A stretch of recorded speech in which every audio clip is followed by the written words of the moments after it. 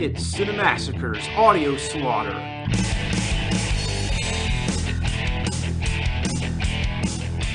Hey, this is James, and this is Mrs. Hello. And we have a baby. She's technically a guest on this podcast, sleeping away behind us.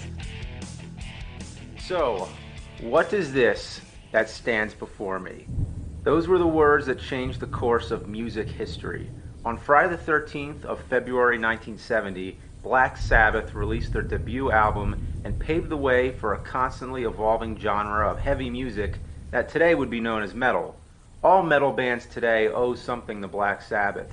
They are the forefathers, the masters, the dark lords, and 43 years after that debut album, they're still reinforcing their power with a new album, 13.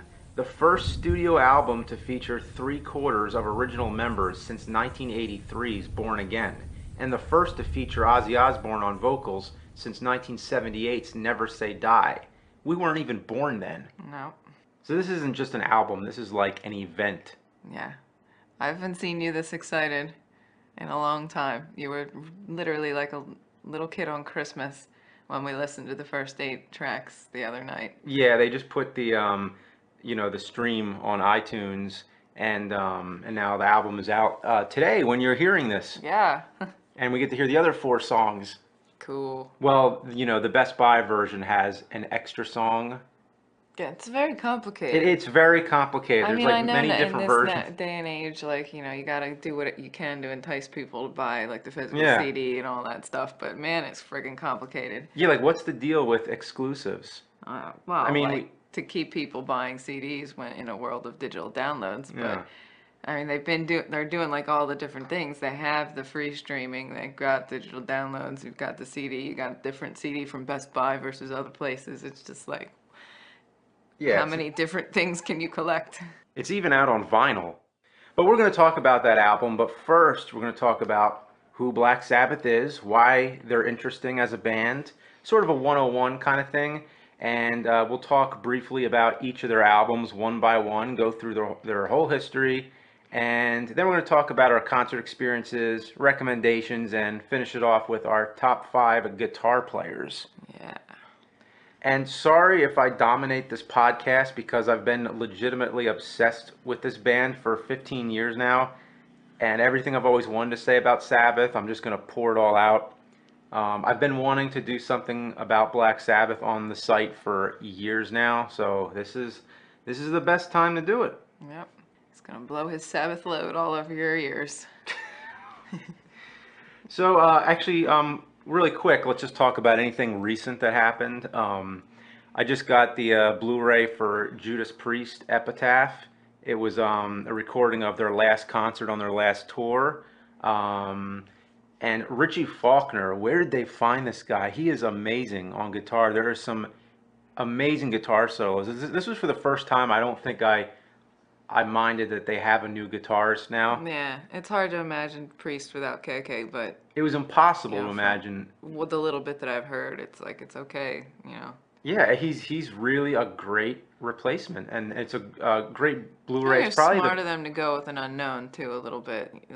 Yeah. If you're gonna replace a huge presence like KK, you could either go one or two ways. You pick an unknown, and let him just kind of fill the shoes, or you pick somebody who's try to outdo KK, find somebody who's even better. Or you get one of these guitar vagabonds Slash or Buckethead that play in lots of different things. But I think it was the right way to go. Is my point.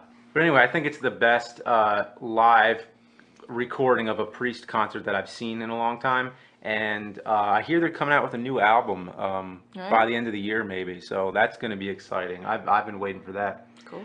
So anyway, actually, as we're recording this, the Orion Fest is going on right now. In those of you in Detroit, you lucky bastards. And I just heard that they're playing tonight, and I guess yesterday they had some surprise concert in the middle of the afternoon. Oh, really? They had a band going on called Dehan or something like that, and it was actually Metallica undercover, and they played the entire album of Kill 'Em All. Isn't that amazing? Depressing. Oh, I mean, Well, it's depressing amazing. we're not there, but for anybody who went, Let us know how that was, because that Yeah, that's sounds, fucking cool. yeah. Megadeth just came out with a new album last week, Super Collider. I gotta admit, I was not ready for it. It just came out of nowhere. I was Well, like, I oh, kind of knew about it. I just wasn't. I didn't know it. I don't know what the hell day it is anymore with the baby and I stuff. So know. it's like I didn't realize we were already in June, kind of thing, and Hmm. there it is. But I did know it was coming out. I Yeah, just I didn't know feel we were. like their last one just came out, and they've been on tour like crazy. Yeah. Like they come around here like 3 times a year. So I wasn't really ready for this album, and I was too excited about Black Sabbath to really get into it that much. But um, I read a lot of negative reviews about it. It seems like the whole internet is shitting on it, saying it's Jim the Florentine likes it. He tweeted that. cool, awesome. Well, that's the first positive I heard because I've heard like people have said it's like the worst one since Risk, or that it's their worst one ever, and I Really? almost didn't even buy it, and then I did, and I was like, okay, what the hell are people talking about? This is actually pretty good. Like I can understand that the single that they picked, Super Collider, is more like a hard rock song. It's not a metal song. Yeah. And a lot of the album is So. like that. Yeah, I mean, but there's a lot of heavy songs on it. Listen to Built for War or Don't Turn Your Back. Those are heavy songs. And there's some amazing guitar solos on it. Listen to the solo on Off the Edge or Dance in the Rain. I would say especially Dance in the Rain. Listen to the solo on that part. It gets me pumped up. Why don't you save that for the Megadeth podcast when we eventually get to them? Yeah, that's the thing. I could completely I could keep going with this, but we need to get on to Sabbath. Last thing, Gigantor is going on. I hope I can go to that this year, but I don't think we're going to make it. Jason Newsted is on that one. Yeah. And speaking of Jason Newsted, he's been kicking ass lately. Um, he just came out with a new EP called Metal, Hmm. and I really love Jason in interviews and stuff. We just saw him on that metal show. Yeah. Jason Which Newsted's just a started up June 1st, if you're not watching. They don't pay yeah. me, by the way. I just genuinely Yeah, love they that show. don't. We don't. It's not an official endorsement. We just love talking about because it is that metal show. Because what other metal show is there? Anyway, I just realized I constantly talk about them, and they don't pay me. They should, but they don't. Yeah. Anyway, Newstead is a very charismatic guy. I really love him in interviews, and we're going to see Weird Al Yankovic tonight. yeah, That's my the other first thing that's show going on. out of the motherhood gate, and that's what I'm going to see. But First show, we're getting out of the house tonight. Wow. got a babysitter. We're not leaving her like by herself. And Weird Al, I've seen him before. He puts on a great show. All right, so when it comes to heavy music, there is no band more distinguished and influential than Black Sabbath. They're the first metal band, but they're not really the first metal band. You know what I mean? Yeah, I mean they forged the path for metal. They did. They're proto metal. It's a complicated topic. Hmm. They've never embraced that label themselves. Kind of like Led Zeppelin. They don't like it when Yeah. people ever say anything they do is metal. But they're a hard rock band like Deep Purple and Zeppelin, um, which all make up the Holy Three. Hmm. But Sabbath was different from those other two because they took a darker turn. All the music that was around at the time was all happy, flower power, hippie stuff. Hmm. But they grew up in an area of Birmingham, England, surrounded by crumbling buildings from World War II. So they didn't exactly have wealthy upbringings, and they looked around and said, well, the world doesn't seem so happy from where we're at. So they were the first band to really speak so truthfully of the darker side of life. Yeah, I mean, it was definitely reflected in their music and their lifestyles. You know, they grew up in this vicious cycle of working yourself to death in factories and being just genuinely miserable, a lot of alcoholism and everything you can read about in Ozzy's book and I'm sure in Iommi's book. It was just if it was a downtrodden kind of way of life, and that reflected in their music and permeated into their interests in horror films and the occult, and then that all kind of got into the music and created this dark, heavy, mystical type Yeah, sound that became.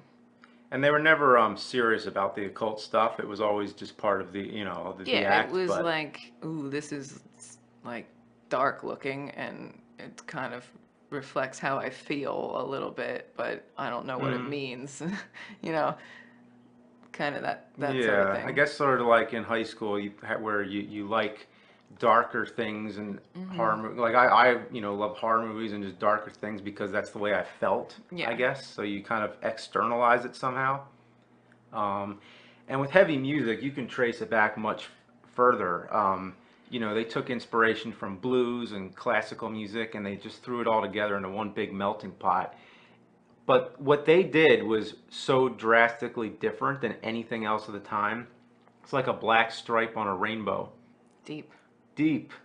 So every metal band was forged in the same fire that Black Sabbath had started. Even punk rock. Paranoid was like the first punk rock song. It's simple to play on guitar, it's fast, it's aggressive. And then, later there's been thrash metal, power metal, industrial metal, death metal, hair metal. It all branched out from what Sabbath had started. Also, when you listen to Sabbath, it doesn't sound like they're trying too hard. It sounds like they got together, they played the music, and that's what came out. Yeah, I mean, it's just like a very spontaneous kind of sound and experimental and just kind of being goofy and not necessarily Yeah. all, they're dark as well, but there's like this goofy element to what they're doing. They had nothing to lose. They were young. As we said before, they're from this shithole of a place, and it's either that or go work in the factory until you're dead. So it was just kind of like, I Or have lead a nothing. life of crime. Yeah, or lead a You life of become a crime, or criminal or you become. they But they had nothing to lose. So as they're putting balls to the wall, laying it all out on Front Street, and as a result, there's a lot of different sounds and spontaneity in the music that ended up being what it was. you'd hear harmonicas, you'd hear keyboards, maybe synthesizers, maybe even an orchestra. They just threw it all in and just tried whatever, Yeah. you know. Sabbath for me is all about the riffs. You'll hear me talk about that a lot. That there's no band that has such amazing riffs going on, and that's all because of Tony Iommi. His guitar sound is probably the best sound that ever existed. I don't think any guitar player has matched his power. All you need to hear is one chord, and it's a distinct sound. You know what I mean, right? Yeah, I do. And I can point to some facts that play a part in his signature sound. Well, for one thing, he was a left-handed guitar player, which isn't that uncommon. Next, he cut off his fingers, his two middle fingers. Yeah, a lot of people know this story of how, right before he was about to quit his job for good, he got into an accident at the factory that cut off his two middle It fingers. was his last day on the job. Yeah, I mean, talk about, He has this conveyor belt cutting sheets of metal on it, and then yeah, it cut off the tips of his two middle fingers on his fret hand. And talk about perseverance. He could have just given up and been like, well, fuck, this is the end of my music career. But instead, he decided to melt down some plastic and create these homemade prosthetics to put on his fingers and yeah, down tune his guitar. I mean, I don't know the musical like whole deal about it, but I know I'll get to that. yeah, I'm sure James will explain it. But he down tuned his guitar so the strings weren't so hard on his damaged fingers, and as a result, there is a specific Tony Iommi sound, because of this accident. So it was kind of, I'm sure in the moment he wasn't thinking it was gonna shape his life, but it kind of was actually probably the best thing that ever happened to him. So yeah, so he made these homemade thimbles over his missing fingers, and the next thing he altered his guitar. So what he did was he needed to get the strings closer to the neck of the guitar, so he filed the frets down. And still, when he would press these thimbles against these strings, it hurt like hell, and he had to press real hard, or else the strings would flick off, so they wouldn't stay pressed down. So basically what he did was he invented lighter gauge strings. But what he Hmm. did the first time, basically, you know how the strings on a guitar, they get thinner as they go, as they, Yeah. they go up. So basically, he took off the thickest strings, and then he moved the rest of the strings down. So basically, what he has now is all thinner strings, but he still needed two at the end, which Mhm. is the B and the high E. Yeah. So what he did was he got banjo strings. and that's what he used. So he's playing half, mostly guitar strings and then these banjo strings. So and after that, Huh. more people started making lighter gauge strings. So he also invented that.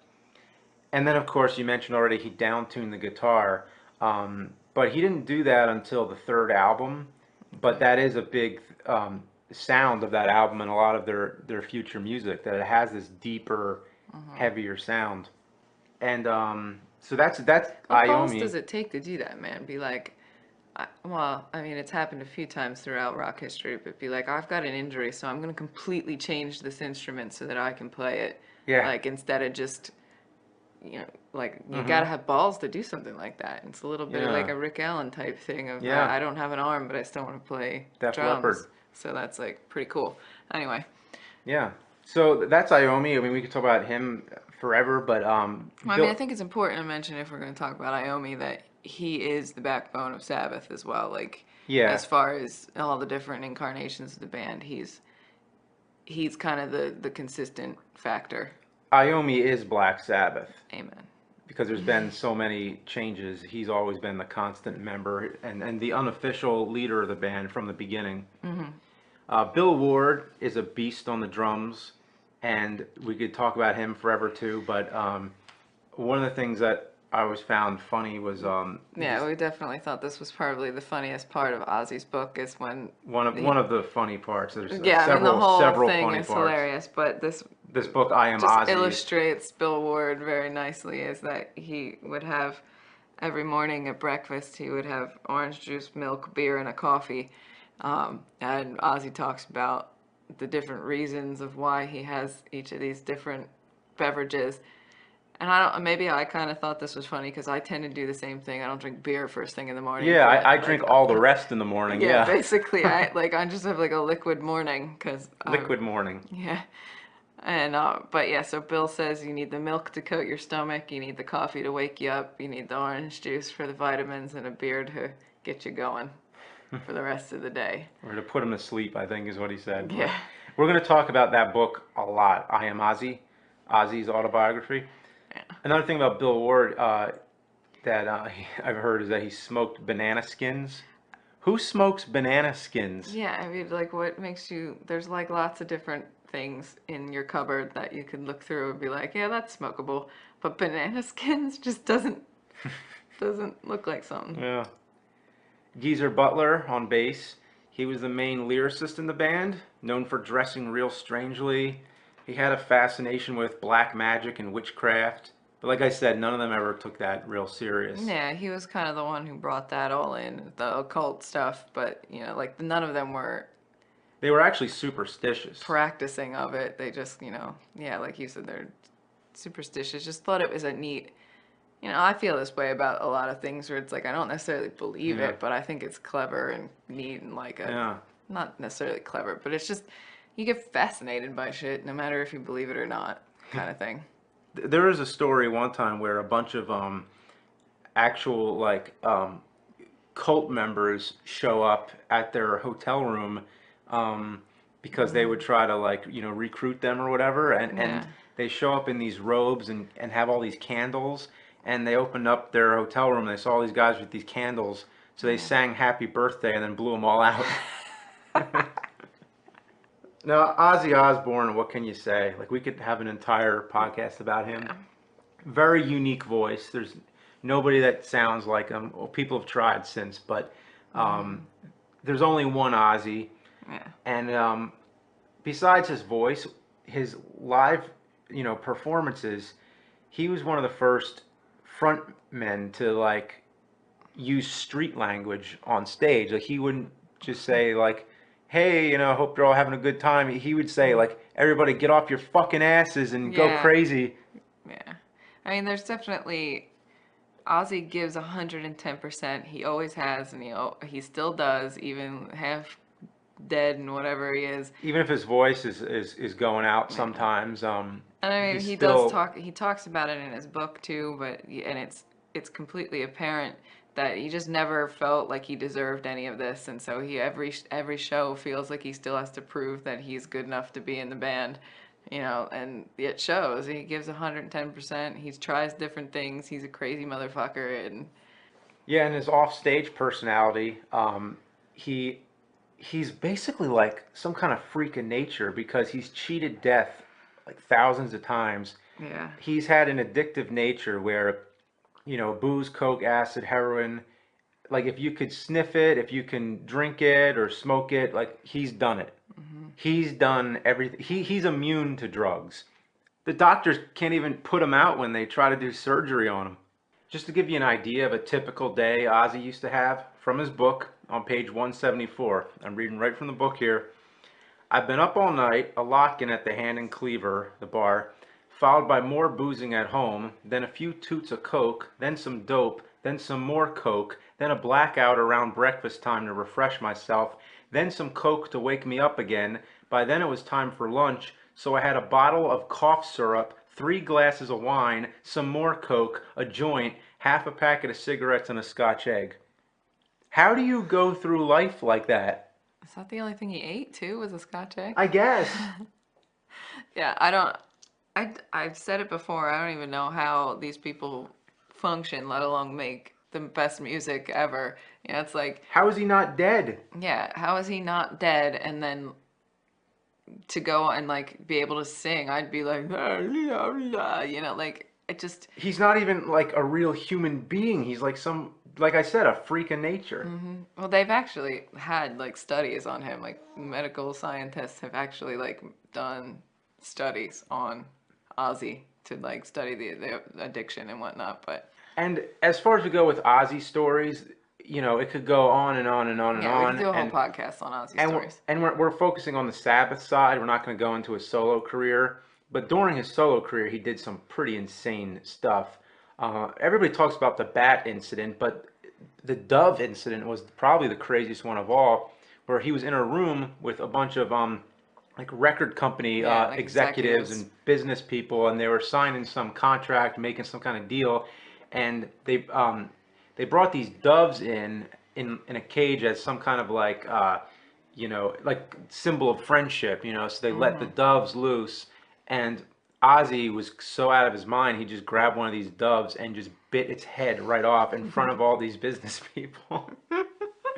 I mean, And there's a that's picture. horrible for the dove. Let me go on record I know saying, it like, is. you know, It's I support animal rights and and and whatnot. there was a lot of, yeah, he's gotten into a lot of shit from it, but there's this picture of it, and there's like like almost like a little sequence of pictures where you could almost see the aftermath of what happened. The stop He's motion. holding the headless dove, and he's like grinning with his eyes wide open and with like blood trickling down his chin. He's a fucking maniac. But with that said, they were all fucked up. They were pranksters. They were extremely notorious for getting into all kinds of trouble. And, you know, there's too many stories to go through the whole thing. But probably the most famous that I can think of is when they set Bill Ward's beard on fire. And he usually became the victim of some kind of joke. They were all characters. And I think they should make a movie about Black Sabbath. Yeah. Like, when you should make a movie about Black I've Sabbath. been wanting to for like, geez, at least 15 Oh, years now that would since be wonderful. Robert Downey I'd Jr. produce as that. Tony Iommi. Who would play the rest of them? I mean, I'm That not takes gonna. some thought. It would take some thought, and I'm not gonna get into a whole casting thing. But for some reason, Robert Downey Jr. pops out as He's Tony got to be in Iommi. that movie.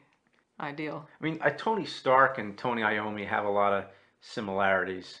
They both um, had He injuries is that Iron Man. they're both Iron Man. Yeah, but both had injuries that they've you know uh, Yeah. like self repairs done to themselves. You know what I mean? Yeah. Yeah.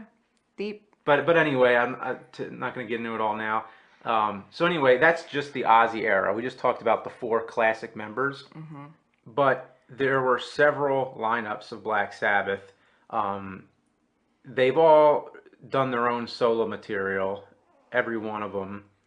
But Iommi always kept the Sabbath machine going, even though he had to keep changing out the parts on a regular basis.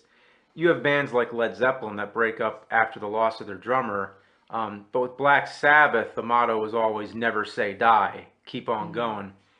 And that's what made them so interesting to me, was that they're such an unstable band that you get the sense that it could all come unhinged at any moment. But in the midst of all that, they made some fantastic music. Mm-hmm. And with each new singer, it brought a new, fresh style to the band. So we're going to talk about Dio and Ian Gillan and all the great singers that have been in Sabbath, but I'm not going to mention every single drummer and every single bassist because trying to name every person who was ever in Black Sabbath is like trying to name every bone in the human body. And if I knew every bone in the human body, that might actually be more useful. But we don't. We could go get your skeleton to help us. Yeah. All right, now we're going to go through all their albums and talk about them one by one, as well as any side history going on. But before we talk about the debut album, let's talk about their name changes and everything that happened before they were Mm-hmm. called Black Sabbath. You know what their first name was? Polka Tulk. Polka Tulk.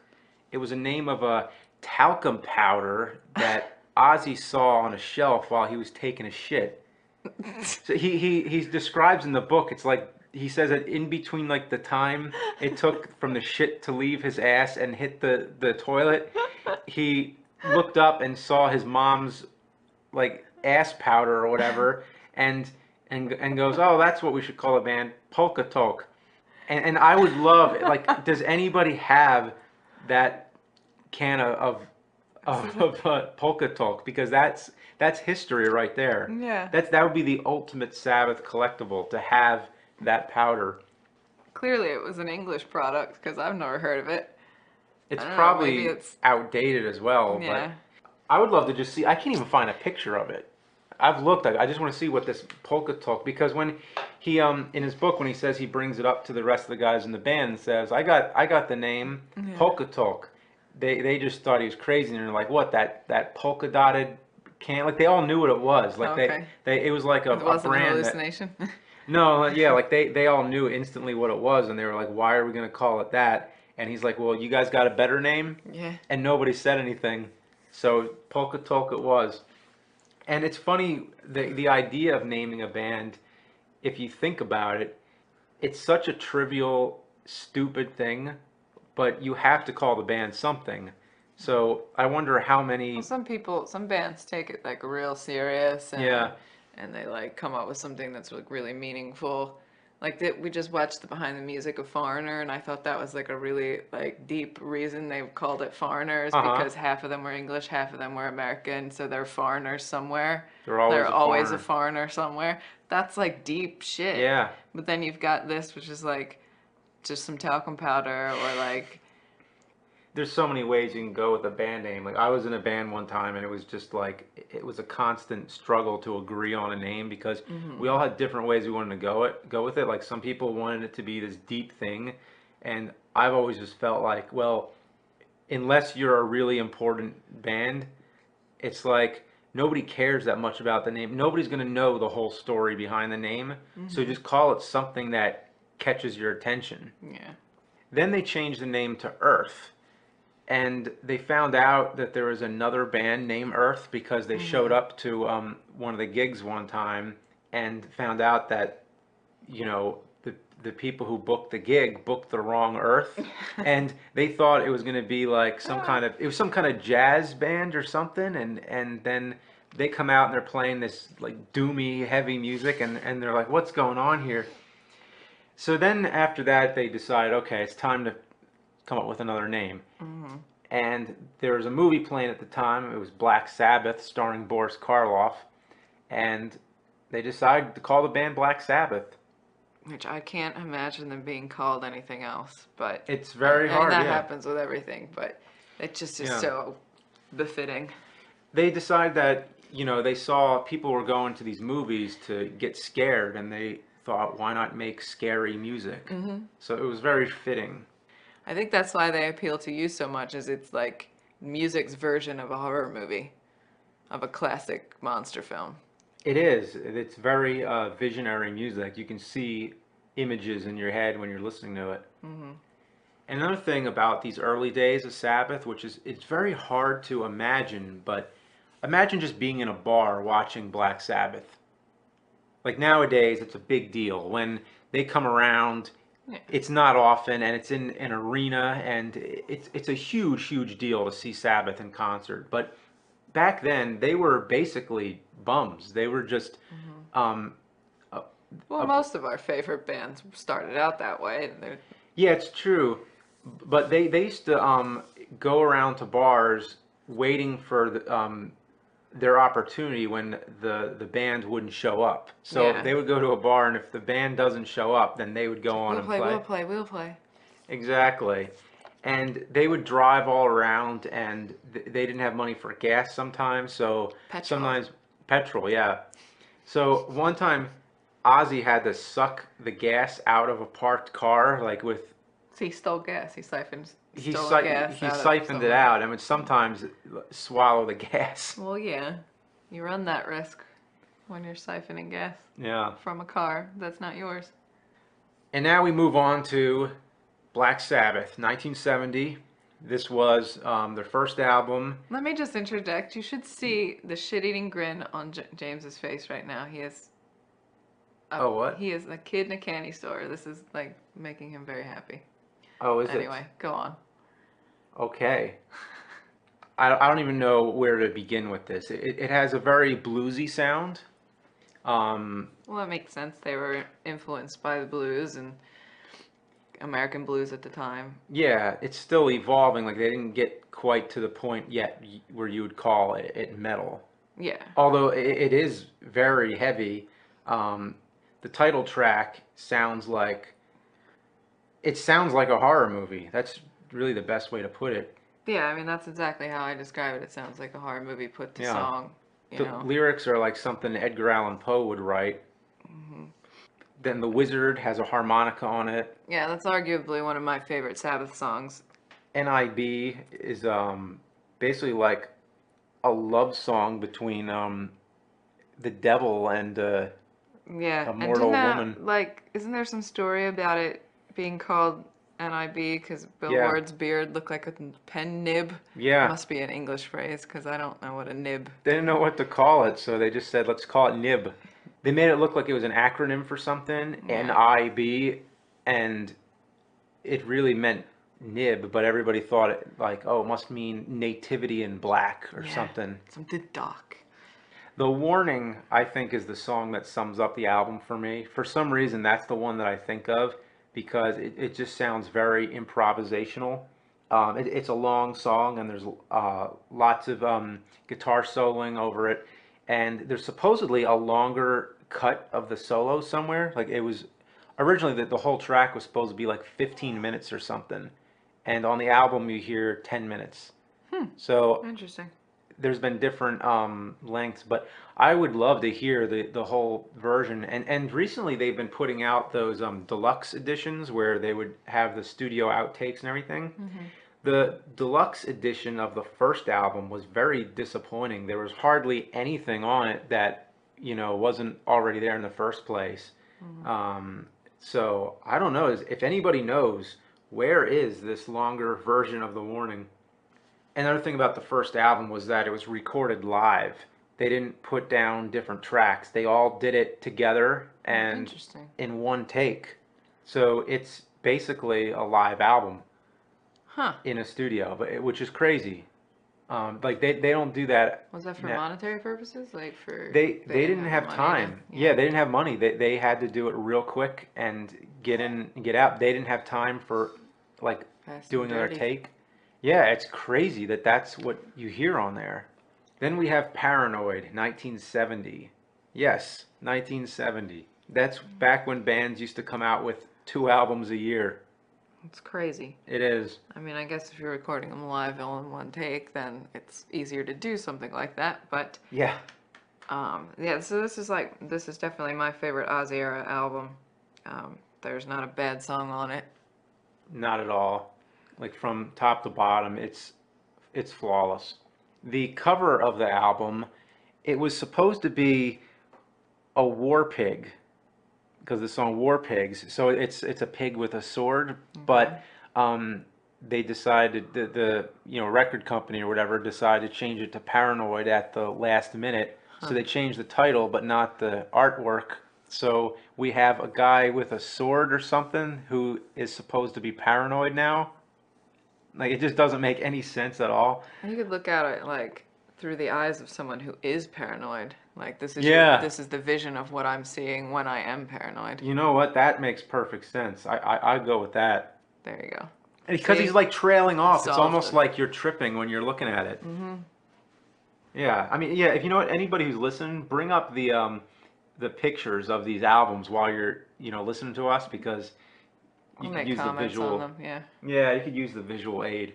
I love the covers As if you have nothing because else they're to do with your so. lives than to listen to us Yeah. talk for 100 hours and bring up friggin' Google images and shit. They could be analyzed, a lot because they're just so off the wall, the Yeah. artwork. Anyway. So the song "Paranoid" was actually a last-minute filler track because they had a little bit of extra time and they needed some, you know, they had time for another song, so they were like, okay, we'll do a song, and they did it really quickly, and now it's one of their biggest hits. Yeah. And that particular song always made me feel better about my own like mental, emotional issues. It just kind of spoke to me in that fashion. It did for me too. It was the one of my favorite high school songs. Yeah.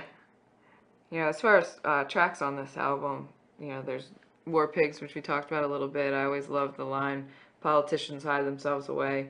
They only started the war. Why should they go out and fight? They leave that all to the poor. Like, it's like kind of deep and political. And Yeah, a lot of what I Geezer dig it. wrote was very, political, very Yeah, it's a anti-war. social commentary that kind of Hmm. stuck with me that I enjoy. I just talked about how paranoid makes me feel good about my own fucked up head Hmm. sometimes.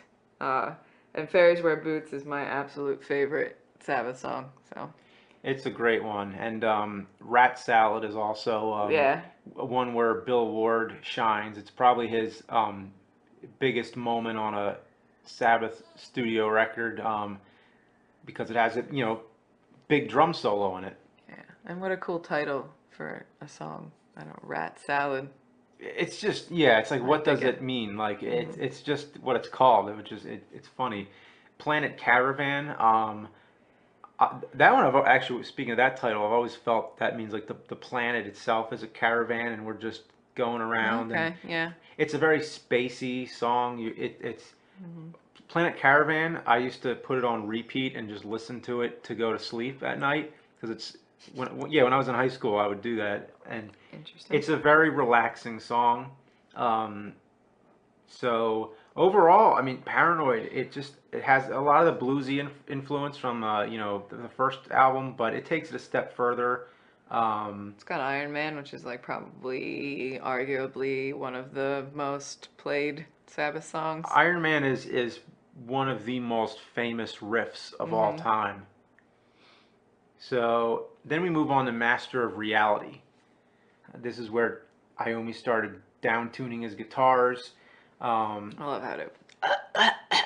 yes, Sweetleaf. That was actually Iommi coughing because Ozzy gave him a joint right before they recorded it, and they Nice. just left it in there.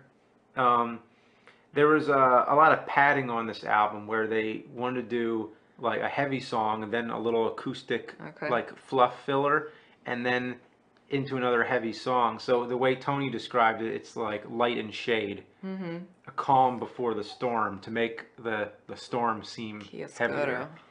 Yeah. Now I think this album could be experienced two ways. I think you could, turn off all the filler tracks and then just listen to it as one heavy, constant, assault, Okay. or listen to it in its entirety and you get that light and shade feeling. Mm-hmm. To me, it's a little bit, it's disorienting, not in a bad way, but it's like it just has this constant unpredictable nature about it. When you listen to that album, it's just, you know, it goes from soft to heavy so many times.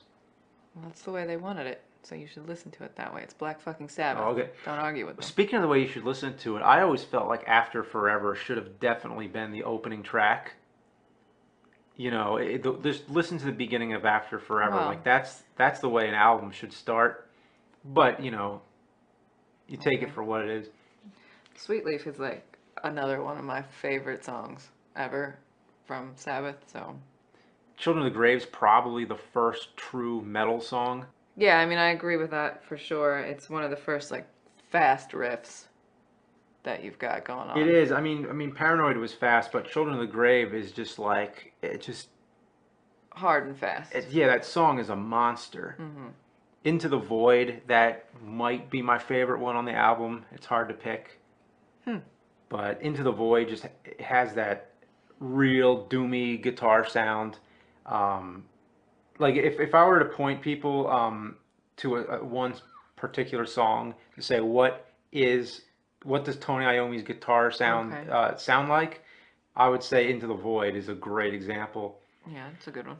I think together, Paranoid and Master Reality are two of the best albums ever. Um, Definitely in Sabbath, Ozzy era. Definitely. There was a deluxe edition of Master Reality also, and has almost like an alternate version of almost every song on it. Just lots of outtakes. Very, very interesting to hear. Not to mention Paranoid, like hearing Ozzy sing Paranoid with different lyrics and stuff. It's just really Mm-hmm. weird. Then we have Volume 4 from 1972. This is where they started to get really Heavily, crazy as a heavily into drugs by this point. yeah. They rented a mansion where they had coke coming in unmarked vans. They did a lot of coke on this album. That's where the inspiration for the song Snowblind came. Mm-hmm. Originally, the album title was going to be Snowblind, but they changed it to Volume 4 because the record company didn't want any controversy. Yeah. That just blows my mind. I talk about it with all the bands that are like known for drugs, but it just still it blows my mind how they can create music and do live shows and just exist having done so much drugs and then still create, great music. I don't know how, like I always say, like I have too much to drink and I can't tie my shoes, let alone make a freaking Yeah. epic album that will live past me. But this is one of the first ones where I would legitimately say, like, okay, this album came from drugs. Yeah, I mean, you can Like, there's no definitely way. see it in the production for sure, like you and even the content of the music and everything. Yeah, it's clear that they're doing a ton of coke at this point, And I would but never ever endorse drugs, but like this was one good result that came of drugs, having hmm Volume 4. But there's things on it where it's just like weird choices. Like there's a song on it called FX, and what happened there was that they were all naked in the studio and they were all dancing around in a circle, hitting Iommi's guitar with their cross necklaces. I just imagine that image of them dancing around in a circle Jesus. naked, hitting a guitar, and then to not only to be fucked up to do that in the first place, but then to make the decision to put it on the Yeah, album. exactly. Yeah, And make the recording. it's not a song, it's just like a sound effect. Yeah, it's clear that there was not a downtime like that. They like because that's something you think you're like okay, yeah, you're high, you're high, you're high. Then when you're clear-headed, you look back and you're like, no, that's not going on the album.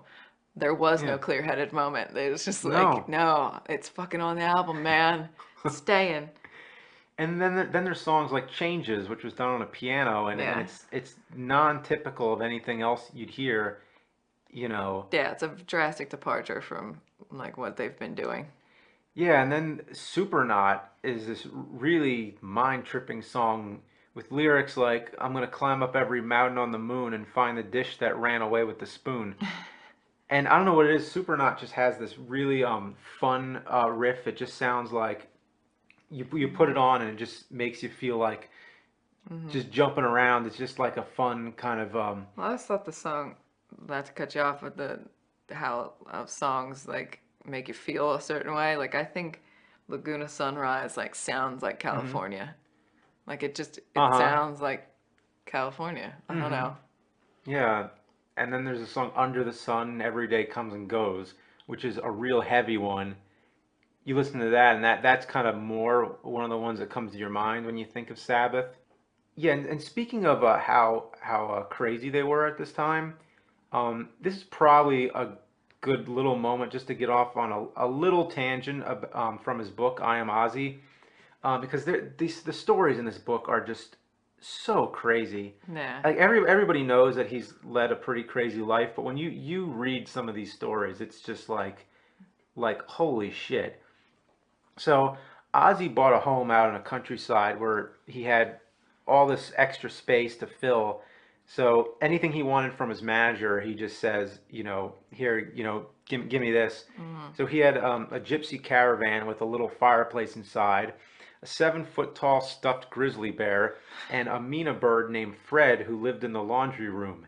His exact words in the book were, he could do a wicked impression of a washing machine, could Fred. Or at least until I put a shotgun to his face and told him to shut the fuck up. Ozzy got into guns a lot. He took the stuffed grizzly bear and he blew its Yeah, fucking so head it's off. like getting into coke wasn't bad enough. Like, put coke and guns and how he's still alive. He was a maniac. He strapped these mannequins to a tree trunk, and as he says in the book, he executed them at dawn.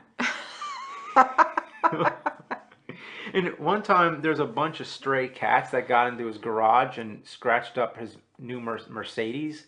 So he started shooting at all the cats. Aw. I know, like so. Yeah, it's pretty. Drugs are bad, kids. Drugs are bad.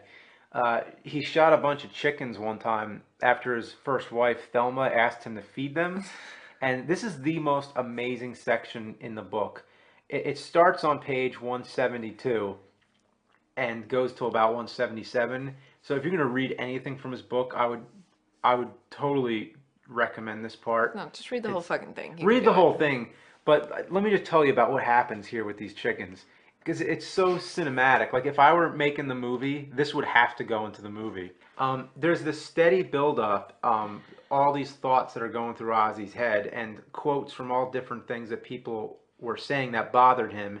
His wife telling him to feed the chickens, business people telling him about tax bills, and Tony talking about the direction of the band, and it's all just like weighing down on him. And the way it's written out, like I can just see it visually that you have this like steady zoom going into Ozzy's face, and all the dialogue is happening with like voiceovers, Mm-hmm. and he's just getting pissed off to the point where he shoots the chickens.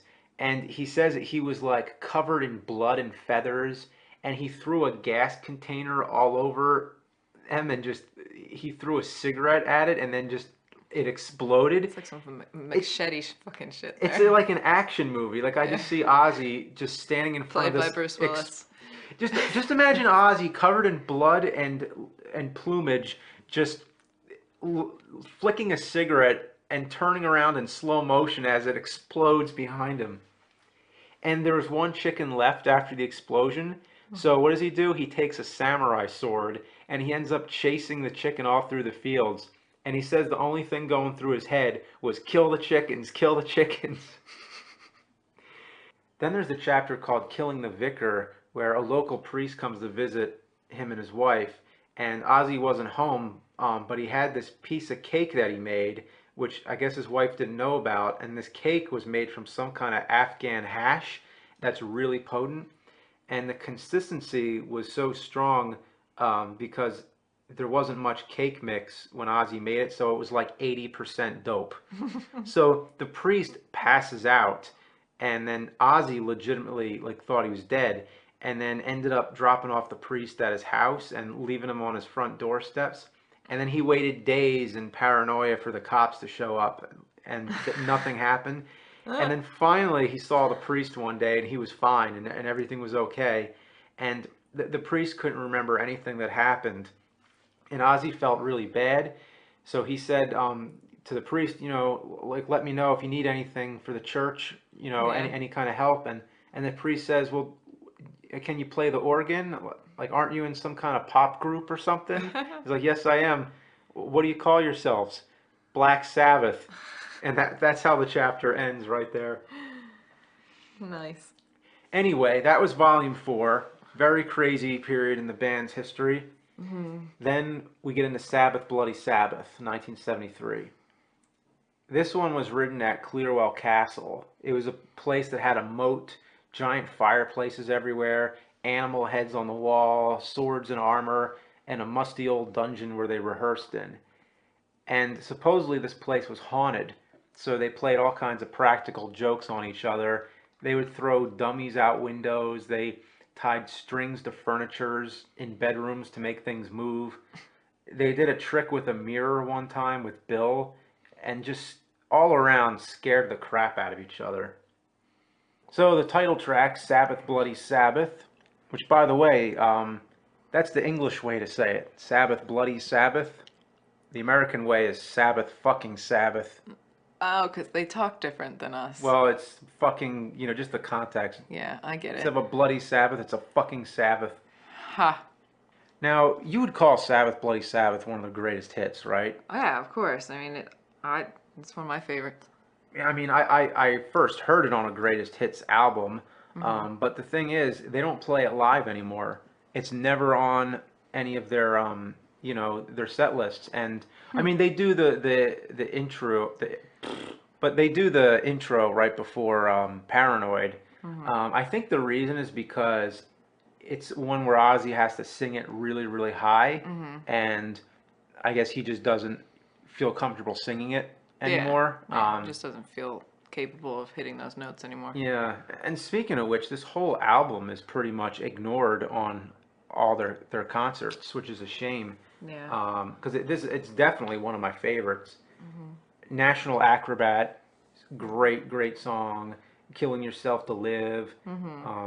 Sabracadabra at the end, Ozzy's goofing around saying "stick it up her ass" and stuff. But Yeah, I mean, I like they, that song gets me because it's got a little bit of a honky tonk kind of thing going on, which kind of appeals to me sometimes, and I just appreciate it. It's like this very uncomplicated message. It's like I want to get laid is basically what it means. It's like Sabracadabra. yeah, Yeah, it's just that's the whole point in the song. It's not like super philosophical or anything. it's just a weird song. Yeah. At the end when he's saying all that stuff, you can't hear it because they put phasing on it, so that you can't tell what's going on. So Okay. it's like subliminal messages. So he was just singing whatever. And back to the title track of Sabby.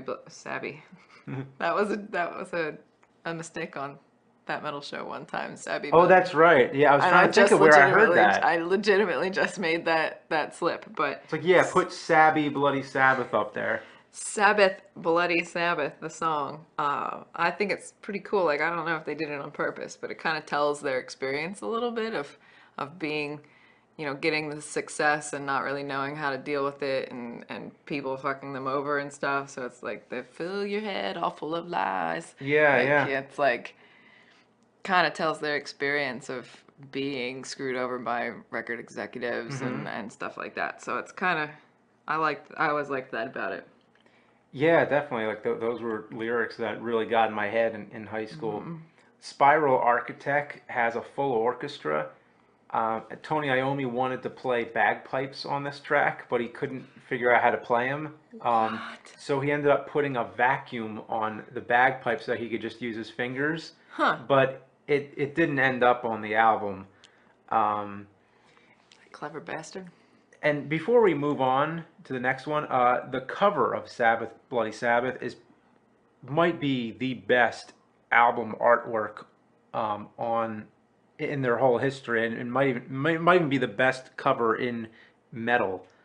Period. Because I mean, look at it. It's some dark shit. You got 666, and it's like this guy is like going to hell, and the thing is, if you turn it around, if you look on like the other side of it, it's basically like there's two artworks, and they're both done by Drew Struzan, who did like all kinds of movie posters and stuff. There's both a guy on a deathbed, and on one side he's going to hell, on the other side he's going to heaven.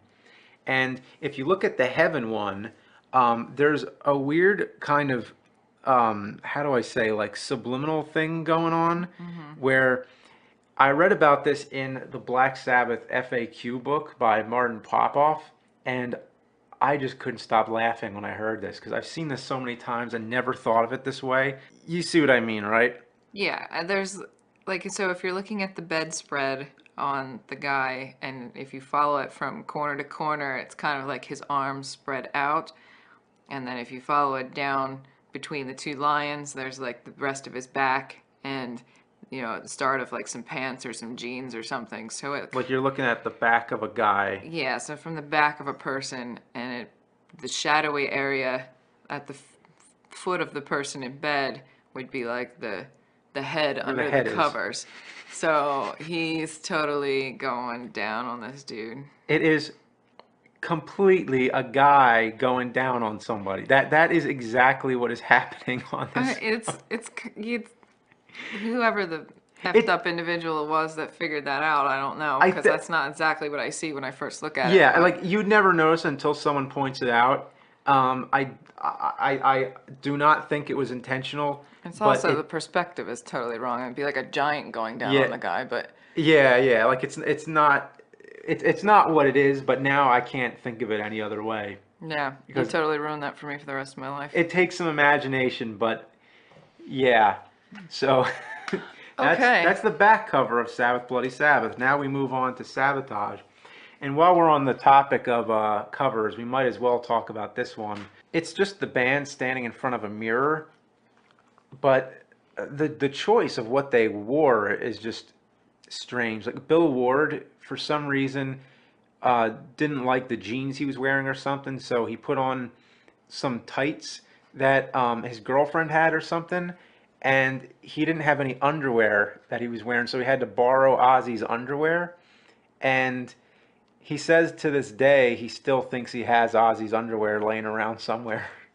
So by the mid 70s, the band members were drifting apart from each other. They weren't hanging out together as often. The manager was screwing them over. They fired him, and then there were lots of lawsuits. So they spent more time with lawyers than they spent time actually writing music. So Yeah. the album took a lot longer than the other ones. So they kind of called it Sabotage because it was like their record was being sabotaged by the lawyers and all the businessmen and everything. And it was a distracting environment to work in. So they wrote songs about it. Like The Writ. The Writ is one that Ozzy wrote. Mostly Geezer wrote things, but The Okay. Writ was all about Ozzy just venting. Yeah, I mean this album kind of, and the songs in it paint a clear picture of this drug-induced paranoia that maybe was legitimate with everything that they were going through with their lawyers and everything, and just this decay of the band, decay of their mental states, decay of their personal relationships and everything. Yeah, and it has some great songs on it. Hole in the Sky, It's one of that my riff. favorites. Yeah. Yeah, I mean, you could put that riff on endless loop, and I could just listen to it all day. I cannot get enough of that riff from Hole in the Sky. Symptom of the Universe is unmistakably metal. That is a heavy, heavy track. Superstars is a track that they use to open the shows most of the time. This was a 40-member choir and an 86-year-old harpist. Um, and Ozzy said he walks in and says, they were making a noise like God conducting the soundtrack to the end of the world. And he didn't even know what to do. He's like, I'm not going to sing on this. Like, how am I Yeah. going to, what am I going to, add to this? So I it's, can't possibly open my mouth and add to this. Like, yeah. yeah. So it's an instrumental track. Okay, so Technical Ecstasy, 1976. Um, this is what most people consider the beginning of the end when they were falling apart as a band. Yeah. Um, I think Dirty Women is the best song on the album. Yeah, no, I agree. And I think it's like if an STD could be a song, it would be Dirty Women. Anyway. And It's All Right is a really good one with Bill Ward singing. It's Mm-hmm. unusual. And actually, Guns N' Roses has been covering It's All Right lately. Interesting that they chose a track that, Yeah. Bill Ward sang on. Technical Ecstasy is not a bad album. It's definitely not as good as anything that came before it. So they were on a downward slope. But if you're a hardcore fan, it's definitely worth checking out. Mm-hmm. Now the cover of Technical Ecstasy is supposed to be two robots screwing on an escalator. I see it. I don't get it. I've always thought that they're fighting, like they're shooting lasers at each other, but Well, you don't know how robots fuck. I don't, no. So I guess that's how. Never Say Die. By the way, I don't have much to say about that cover. Do you? Nope. Okay. It's just what it is. That's the way I've always felt about that one. Never Say Die, 1978. It generally has a pretty bad reception. The band members usually slag it. This is the one that nobody really likes, Hmm. but it's not that bad. No. Um, the title track is straight to the point. Hmm. It's just, you know, Comes at you kicking ass. comes right at you. Never Say Die. Hmm. Johnny Blade is like a comic book coming alive. That song is probably my favorite on the whole album. Um, Junior's Eyes, again, that's a great song. I mean, it's a very personal one. I can't help but think that it's about Ozzy's father dying, Okay. because his father died around that time. And speaking of which, that's Did Ozzy write it? you know what? I'm not sure, to tell you the truth, but I know that they had another guy sing on it at one point, Dave Walker, because Ozzy left the band because he was in such a bad place at the time. So they brought in this other guy, Dave Walker, and they only recorded one thing, I think. They did like a TV appearance, and they did Junior's Eyes. Hmm. Then Ozzy came back. As far as the rest of the songs go, Breakout's an instrumental. Swing in the Chain has Bill Ward on vocals. So there's a lot of parts where they're just trying to fill in that Yeah. Ozzy's not there. Hmm. So they were just doing whatever they could. Um, so it's really like a hodgepodge of an album. Like there's nothing consistent about it. Yeah. And another thing that was happening was that gets a lot of talk is Van Halen was opening for Black Sabbath at this time, Okay. and the common story is that Van Halen like blew them away. Like, Yeah, yeah. yeah, I didn't know that was during this tour, but I've heard that story about how kind of like Van Halen was the opening act, but they were kind of out showing Sabbath at the time. yeah, like it just seemed like Sabbath had run its course by this point, and that they, you know, they were kind of just reaching the end, you know. Yeah. Um, so the second time when Ozzy left, he was actually kicked out this time because he just wasn't cutting it. They were trying to get work done, and he didn't have a lot of motivation. One time he took a whole bottle of sleep medication and he passed out in somebody's hotel room that wasn't his own, so they couldn't find him, and they had to go on to do a show, and Ozzy was missing, so they had to cancel the show. Hmm. And then later on, he showed up and had no concept of anything that had happened, and they were all worried about him and trying to find him. Yeah. So eventually they kicked him out because they needed to move on. They needed to keep the band together. Hmm. And this is when they began Heaven and Hell, 1980, one of their best albums they ever did. So we've got a new singer now, Mr. Ronnie James Dio. Dio made them a better band.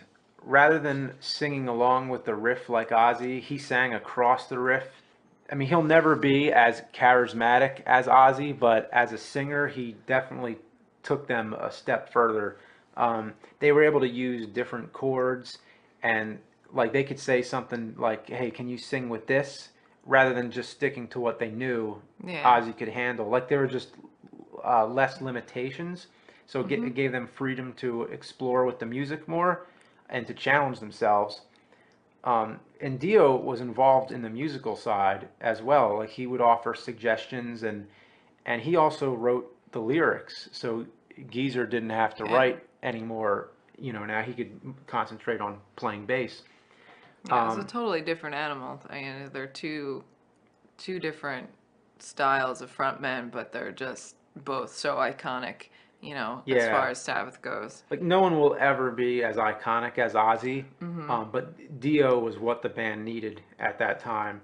Yeah. And like I said, we're not going to get into Ozzy's solo career, but just quickly, like his solo career kicked ass. Hmm. I mean, he always surrounded himself with amazing guitar players, Randy Rhoads, Zach Wilde, and others. Yeah, he definitely picked himself up by the bootstraps and went on to have a kick-ass career. You know, when nobody expected it of him, he was in a really bad place Mm-hmm. emotionally and drug wise and everything else. And you Sharon know, picked him up out of yeah, the hole exactly. he was Everybody in. hates on Sharon, but Sharon totally saved his life and his career at that point. And you know, Yeah. he went on to have a great career.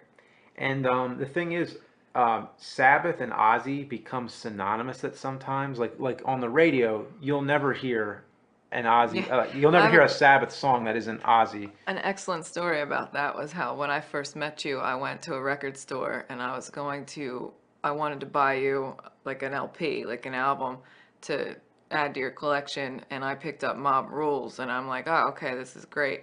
And the guy in the store was like, oh, you don't want that. That's Dio Sabbath. He's gonna want an Ozzy album.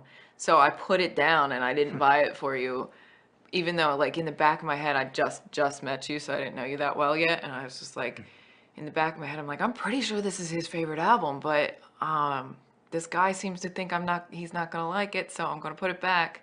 So yeah, like even this record store owner couldn't Yeah. see that this was perfectly fine choice to buy you.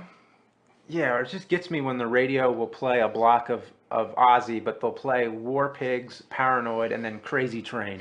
It's just, it's two different things, but the voice is what people hear. When Yeah. people hear Ozzy's voice, his voice is so unmistakable that that's kind of what sells the brand. So Sabbath without Ozzy, it just got the shitty end of the stick. Um, like people don't even know that Ozzy wasn't the leader of Black Sabbath. Mhm. Tony Iommi is Black Sabbath, and no matter how good Sabbath was, they're always overshadowed by Ozzy. Mhm.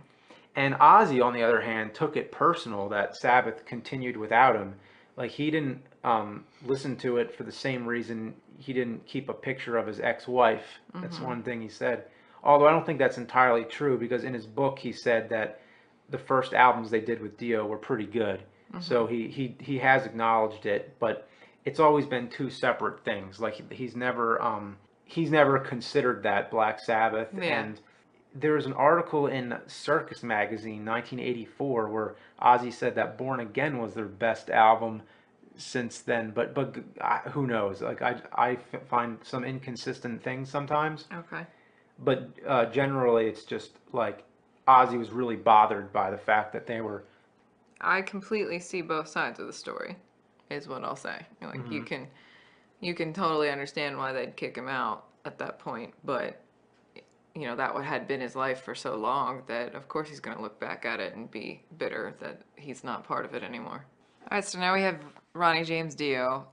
He added a whole new element to the band and is his own thing. We just talked at length about how Ozzy was largely his voice was considered a staple for Sabbath, but you know, Dio is not meant to be overlooked. He was a powerhouse, for such a tiny little dude. He can sing like a motherfucker. Personally, I have always said that I was scared of Ronnie James Dio. Now I gotta explain myself here. There's there's three things in this world that I would always say I'm scared of. There's small spaces, I'm claustrophobic, venomous snakes, and Ronnie James Dio. You have a phobia of Dio. Not so much now that he's passed. I will say that his struggle with cancer and his passing has kind of humanized him a bit for me. But when he was in his prime, I was scared of him in the same way that I'm scared of like Ouija boards. You mean from seeing him in his prime? Like I mean from seeing footage of him when he was in his Yeah, or prime, or even when we saw him I at think the he was Heaven and always. Hell tour, like, I need to clarify. He was always in his prime. well, of Like he course, never, yes. he never, put on a He went bad to the show. grave still rocking for sure. He did. But I mean, like, in his younger years, I suppose I should say. I don't know. He's just kind of like this wizard or elf or something. Or he just had this mystical power about Well, him. he's everything he's done has always been about like magic and stuff. Like he was Yeah. in a band called Elf. Well, they were called the Electric Elves, and then Mm-hmm. I think the Elves, and then Elf. Like it changed names a lot of times before it became Elf. Yeah. Um, and then he was in Rainbow. which was the band that Ritchie Blackmore started after he disbanded Deep Purple. And yeah, there's a lot of connections between Deep Purple and Sabbath. There's like a big family tree, but I'm not going to get into that right now. Yeah, that would be a whole other podcast. But I don't know. Dio just is always giving me the willies a little bit for some reason. He just seems like he has some mystical powers or something. I don't know. And being the one time that I was like sort of in his presence at the Heaven and Hell tour, when they were called, sorry. We'll get into that. When they toured under the name Heaven and Hell, which was when we saw them live. Yeah, we're going to get into concerts later. He just had this scary little aura about him. Kind of like, like I said, it makes me feel the same way as I feel like around a Ouija board or something like that. I don't know. Moving on from my personal strange fear of Ronnie James Dio, he's an amazing dude. One of my absolute favorite frontmen, metal presences, people. I was genuinely sad when he passed, and yeah, but we're gonna get into that later. I feel we didn't really talk about any of the songs on Heaven and Hell, but just from top to bottom, the title track, Heaven and Hell. That's an epic song. Go ahead. Let me just say, if James Rolfe has an anthem, this song is it. It follows him everywhere. It used to be the Cinemassacre theme song. Like I used to use it on the logo back in the old days. Yeah, I just feel like from the day I've met you until now, it's like that is your anthem. You play it a lot. It follows you around. It's like it is your song, man. And Neon Nights, Children of the Sea, Die Young. Is there a bad song on this album? No. Yeah. So we'll move on. But actually, I should mention Jeff Nichols was the keyboardist on this album, and he was a guy who would be the keyboardist and like offstage rhythm guitarist sometimes. So he was kind of like the man behind the scenes at Black Sabbath. And there's the cover with the angel smoking pot. Yeah, this is a great cover. And then Bill Ward at this time was going through a lot of hell. He missed Ozzy. He couldn't take it. He felt like going on with the band at this point was just like, he just felt it wasn't right. Like it wasn't Black Sabbath without Ozzy. Okay. And he got into alcoholism a lot, and eventually Bill left. So then we replace him with Vinny Appice on drums. And they record The Mob Rules, 1981. Now, this one, I think, it's just as good as Heaven and Hell, if not better. Yeah, it's my favorite Dio era album. The title track, Mob Rules, it gets you so pumped up. I could put that on any time. It's just a really good rocking track. Voodoo, awesome riff on Voodoo. Sign in the Southern Cross. Very epic song and apocalyptic almost. Falling Off the Edge of the World. They're all just great epic songs. The cover is really wild. There's like some kind of there's like almost like a devil face if you look in the blood splotch in the middle, but it's very subtle. There's also this subliminal message which is not true. It's just something that people have found where it says Ozzy at the bottom, but some people have gone further to say that it says kill Ozzy or something, because it does look like there's some words down there and you can almost see Ozzy, but it's just, if you look hard enough. The Ozzy part you can kind of see, but I don't get the kill part. If you look at it on the vinyl record, it's easier to see. It's there if you really look hard, but it's just like, finding Jesus' face in a piece of toast. I guess. It's just something you could find it if you look hard enough. Then we move on to Live Evil, 1982. This was the first live album that Black Sabbath had ever done officially. There was one called Live at Last, which was like a bootleg of the Ozzy lineup. Live Evil, the only problem I have with it is that there's not enough crowd noise. Like, I really hate the way it's mixed. And like you need to hear the crowd on a That live chaps your album. ass when It it's not. does, and I think it's especially embarrassing on the song "Heaven and Hell" because you hear Dio's firing up the crowd, and he's like, "You're gonna all be on a live record. Let me hear you." And he's like, "When I say Heaven and Hell, he's like trying to get them to sing along with it, and he's like, "Oh, you're fantastic. You sound so great," and you can't hear him. Yeah.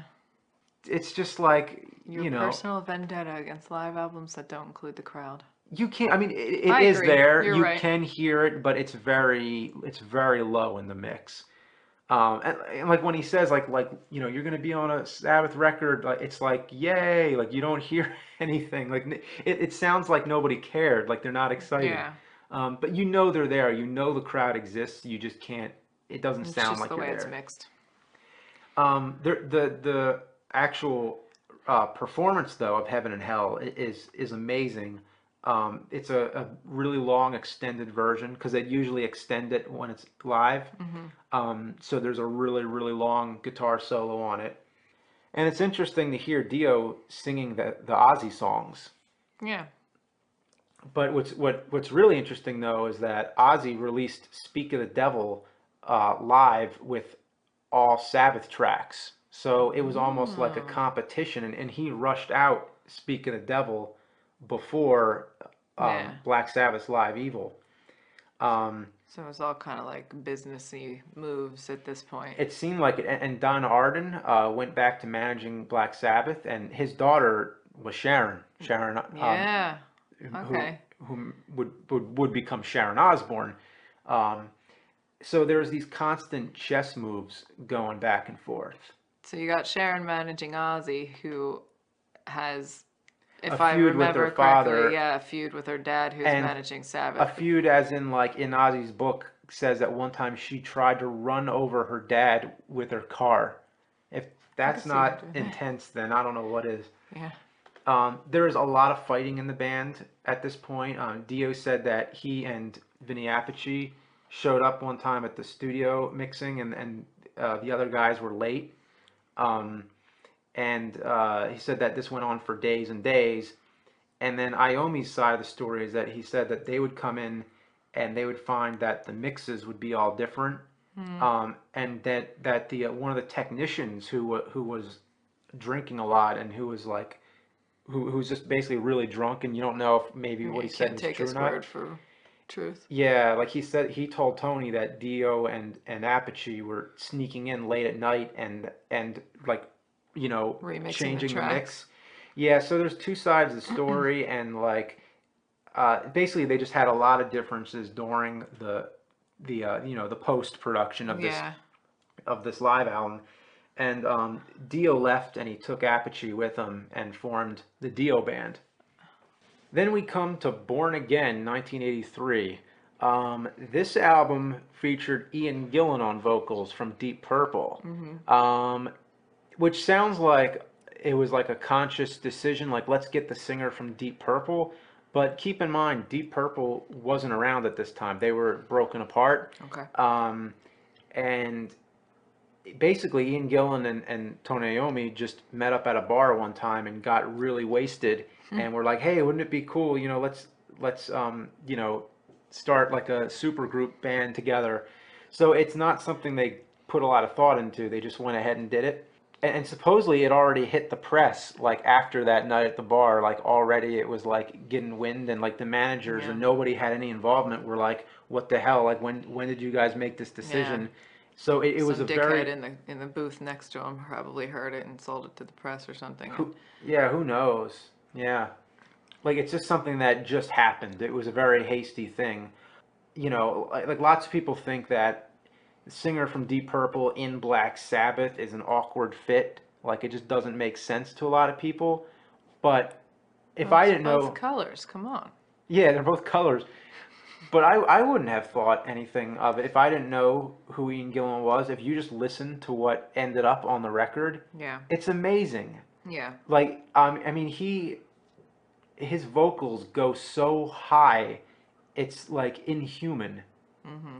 Um, and I think that totally fits this like sort of metal sound that they had with this one. Because Born Again is a heavy album.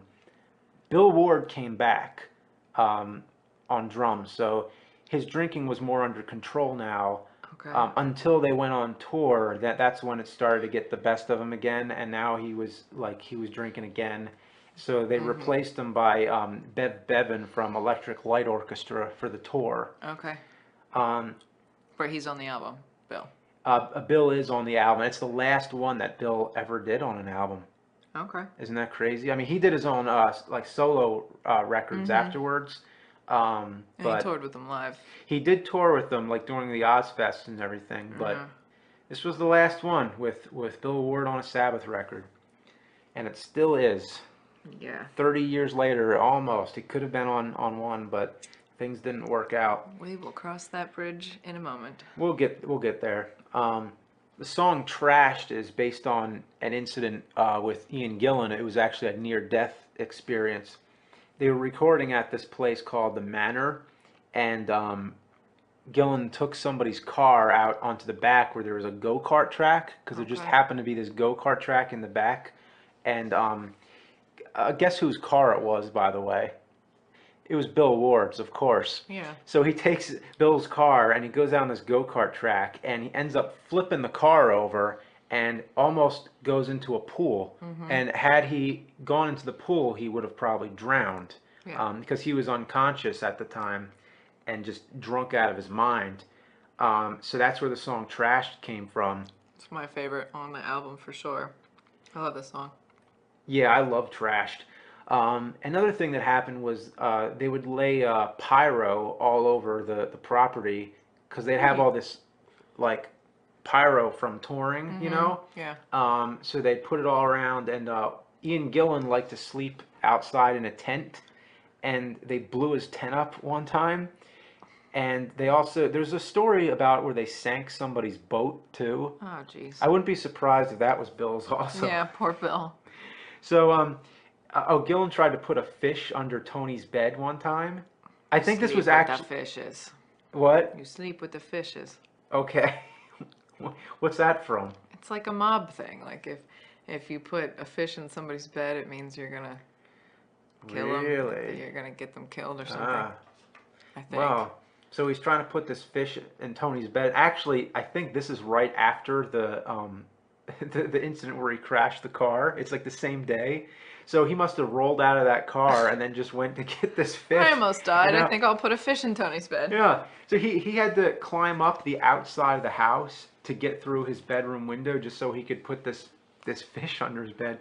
And coming into the window, he caught his foot on the radiator and he fell into the room and twisted his ankle. So, I mean, these guys were just getting all fucked up.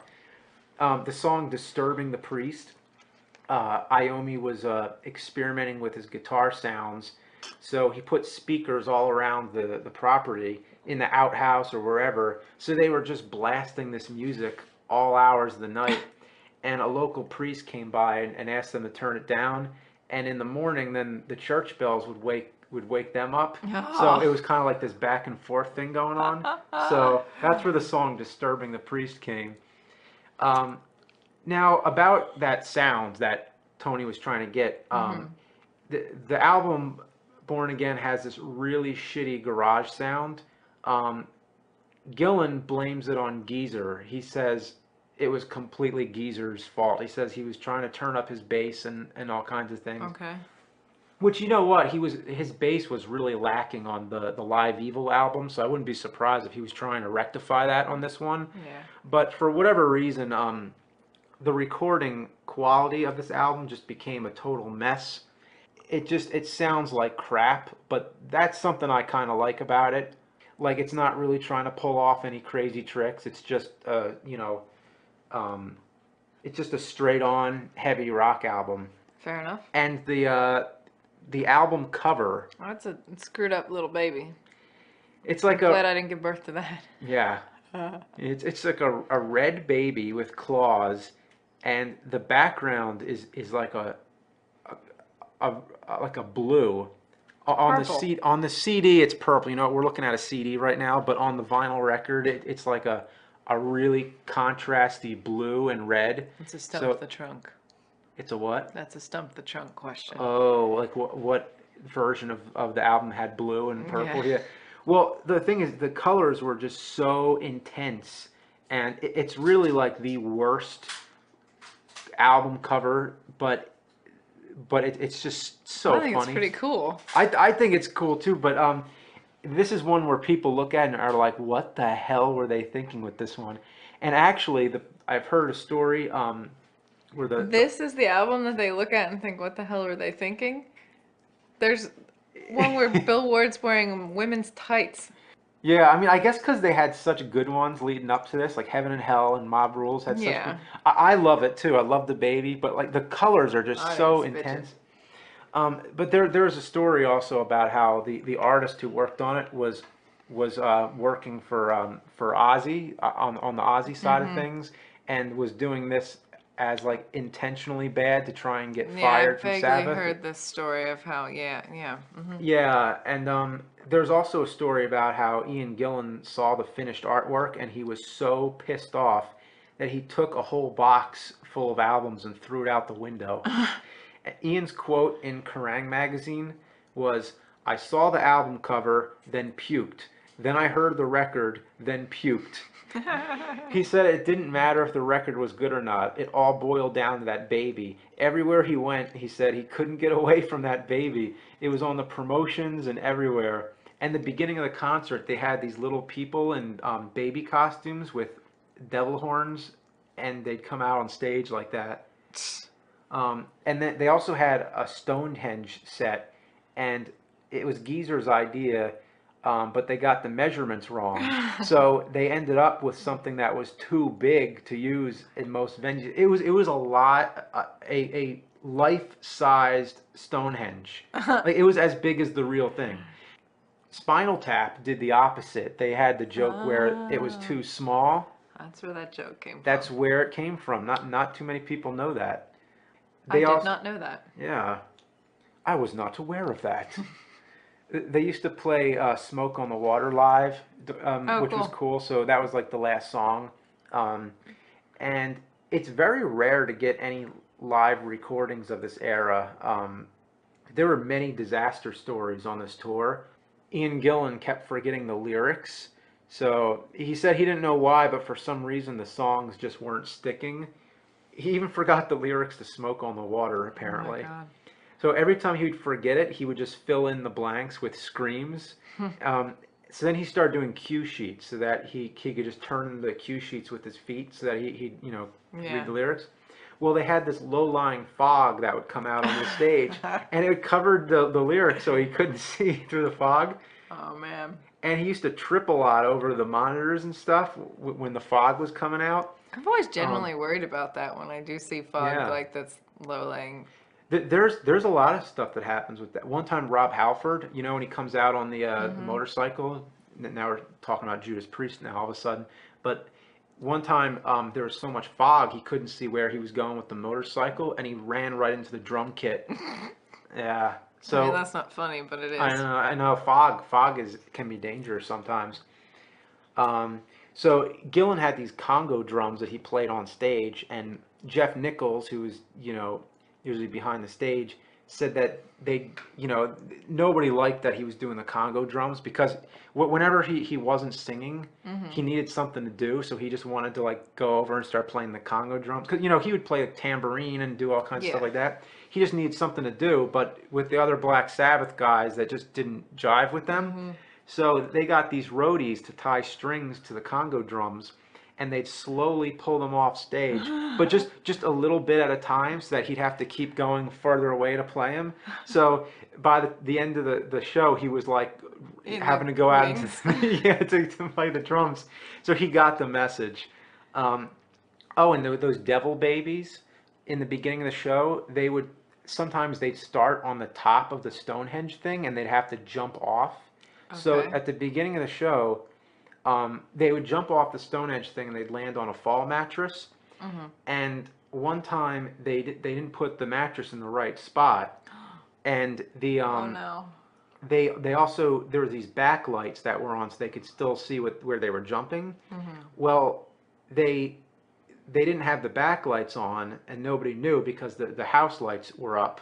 Okay. But then as soon as the house lights went down, everything went pitch black just when they were about to jump. So they ended up jumping, and you know, for some reason, because the mattress wasn't in the right spot, and they didn't know, and through all the combination of the lighting problem and everything that happened, they Yeah. fell and pretty much just hit the stage. Oh. Yeah, that must have hurt. Um, but there's a lot of iconic songs on Born Again. Zero the Hero, a lot of people say, was the inspiration for Paradise City. Okay. It was probably a coincidence, but the riff definitely sounds like that. Hmm. Hotline sounds a lot like Fight for Your Right, so it's possible they could have gotten it from. I mean, the Beastie Boys sampled a lot, so it's quite Yeah. possible they could have done that.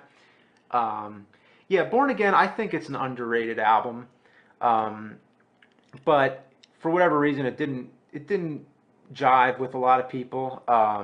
So Gillan left after that to reform Deep Purple, and it was a successful Deep Purple reunion. So that's pretty much where it's been Yeah. now.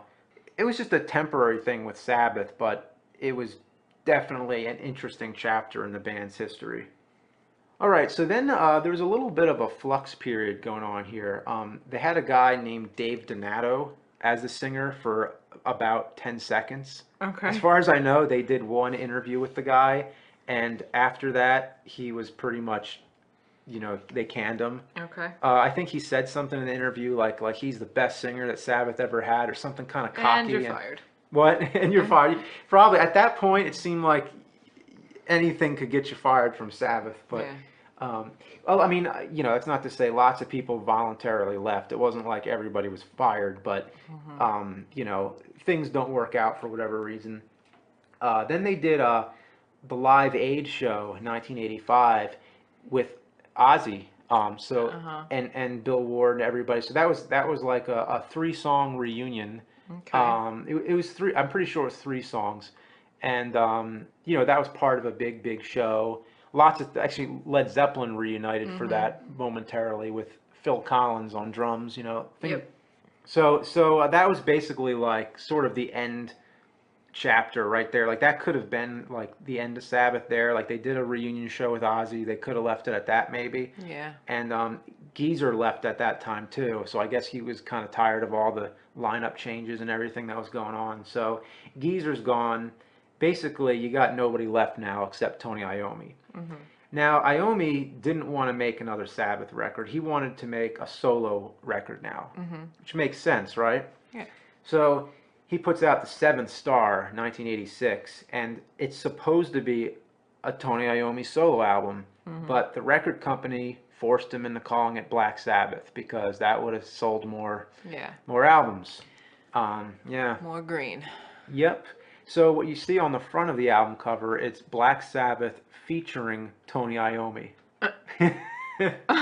that's Featuring the founding member that was of the the band. compromise.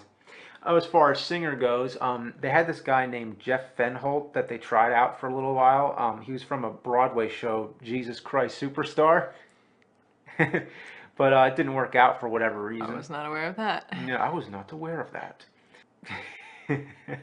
We should have the sound bite from Mike Myers just play the whole time. So then they got, guess who? Another singer from Deep Purple, Glenn Hughes. Glenn Hughes was a guy who used to sing, he used to play bass and sing along with David Coverdale. So they had, David Coverdale singing at the same time.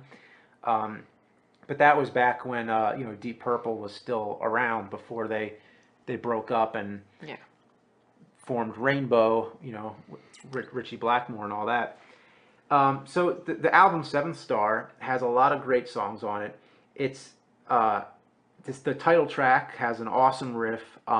There's a little bit more production on this one. Like there's lots of keyboards and that kind of stuff that kind of bury Tony's guitar a little bit. And that's really my only complaint, that it's too big of a sound. Like they need to cut back a little bit, but there's really not that many complaints. It's a really great album, and it's very underrated. There's a wide range of songs on it. There's fast songs, there's slow songs. I mean, it's everything that makes a great rock album. Like if you would compare this to anything else that was out in the '80s, it holds its own. It's pretty damn good. Cool. I mean, it isn't dark enough to be Sabbath, but it wasn't supposed to be. It was supposed to be a solo, Exactly. effort. Um, so then Glenn Hughes, unfortunately left the band. He wasn't in there too long. When he sang in Deep Purple, he was playing bass as well, like I, was mentioning. David Coverdale was kind of more the front man. Um, so now he was fronting a band, Glenn Hughes. So, and the band was Black Sabbath.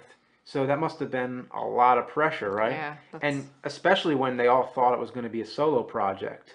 So now he has to go on stage and it's Sabbath, and he didn't feel comfortable. Yeah, and And now he has to be in podcasts how many years later as a frontman for Black Sabbath. That's not what he signed yeah, up for. exactly. And he's worked with Tony a lot after this, usually under just the name Iommi. They would Yeah. put out solo albums, but so he's still on good terms with Tony. But at this moment in time, there was a bad incident that happened when he got kind of out of hand. He was, Glenn? Glenn Hughes. Yeah, he was drinking a lot. Things were going on, and the production manager punched Glenn in the face, and his sinus got blocked up with blood that dried up, and it affected his singing. So he couldn't cut it on stage, and a swift decision had to be made. So Jeff Nichols was singing from backstage during the Okay. last show with Glenn Hughes lip syncing. Oh, jeez. And then they got a new singer, Ray Gillan, who is not related to Ian Gillan at all, and not even spelled the same way. And they slowly ushered this new guy in. So they kept him around as a backup without telling Glenn Hughes anything. Okay. And then when Glenn overheard it somehow, he flipped out. And they actually had to lock him out of a room with a dresser up against the door, which sounds like something you'd see in a cartoon. Yeah. And you can read about a lot of this stuff in there's a book, Black Sabbath, Never Say Die. Okay. And I was just about to ask you, like, is this all just floating around in your it, head and you just happen to know this shit, or where the hell did it? well, both, but I read it. Okay. It's in that, and Tony Iommi has his autobiography called Iron Man. But like a lot of these stories though are from interviews. They're collected from different things. So there's always more than one side to a story. Well, But for sure, yeah. Especially when you've got such a history and there's so many different people involved. Of course, there's going to be different sides to the story. yeah, but what we do know is that Glenn Hughes was out and Ray Gillan was in. So they got together to record The Eternal Idol in 1987. Do you think Ray Gillan stuck around long? Well, I know, I don't. No, he was gone pretty quick. So, but he did record the first takes on the album. So for a long time there was this like mystical. Where are we at now? We're at the Eternal Idol? We're at the Eternal Idol. So what happened with this one? They recorded the album with him, but by the time they released the album, he was gone. So they had to fill him in with a different singer, which we'll get to in a minute. But the deluxe edition of Eternal Idol, which they finally released recently, has the Ray Gillan sessions. So you could actually hear the album with two different singers, which is really interesting. And Ray was good. But then they got Tony Martin to fill in for him. And Tony Martin would become the most reliable and stable singer that Black Sabbath ever had, recording more albums with them than any other singer, second only to Ozzy. Now about the Eternal Idol, there's a lot of production on it again. I love the song The Shining. That's a really great song, but as a whole, Eternal Idol doesn't really get me the same way the other ones do.